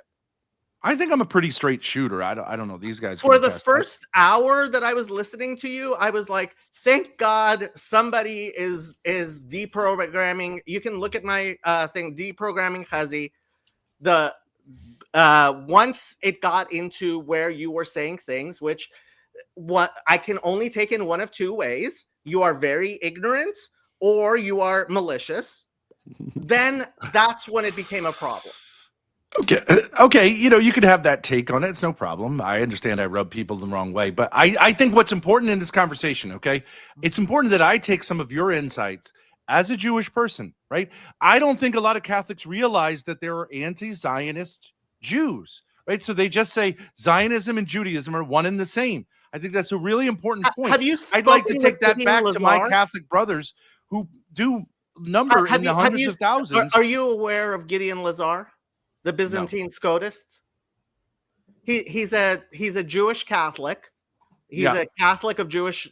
He's traditional. He has a YouTube channel. He does a lot of good work in this thing. I've had him on my channel, and we've gotten into it over a lot of things. He's on Twitter. He might be a much better person for you to sure, but I love what you're saying, and I think you have an interesting personality. Thank you. You come across as a little bit brusque or whatever. That's fine. I don't stream on the Sabbath. Right now it is the Sabbath. I came on because I saw something that was going on my channel, which I do not want to see.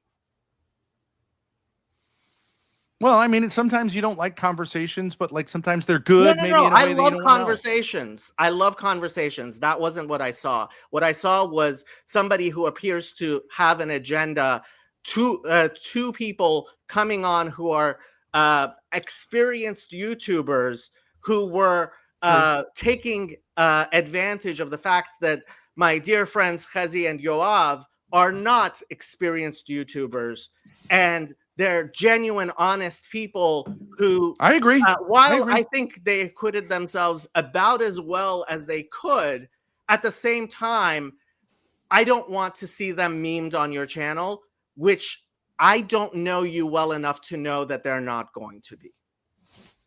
Well, I don't know if these guys want to say that they think I'm anti-Semitic Jew bashing. I don't really think that's how I came across. I would say my curiosity came across. That is definitely, and that's what worried me, because I have been involved in these types of discussions long enough that I can tell sometimes there are vipers who are getting ready to spring. And that's what is not. Well, you might be a little paranoid also, no? Oh, yes. Guess what? Being Jewish has I am a refugee in the United States, and I may become a refugee again. So yeah, being paranoid. Yeah. Sure. I cop to that. I have PTSD. That's just Me too. a fact. Me too. That's just a fact. So yeah, that's okay. Yeah, okay. So I'm happy to talk some other time. If you want to frame it as a debate, I'm happy to do that. I just think it's important if Catholics are saying certain things, I'm not here to protect Jews from hearing that. I think it should be like, okay, yeah, there's more nuance here. I think it's important we have those conversations. I think if basically you are it's serious, an intra-Jewish I conversation, but if you are serious, I expect you to speak with Gideon Lazar because he has a much bigger channel than I do. He could you introduce me to him? Of course. Yes. Okay, so I yes, see you have a Discord. Feel Yeah, free to come onto my Discord server. Sure. And I will, and he's also on Twitter. Gideon Lazar, Byzantine Scotist, might be the better bridge Sure. because I do need to go though. I appreciate it. Thank you. Bye bye. So Ben.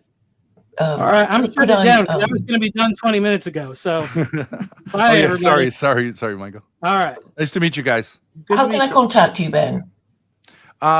We have a channel called Thorpe TV. Oh no, it's not. It's called gosh. If you look up Thorpe, but you'll get a lot of stuff that says we're the worst people in the world.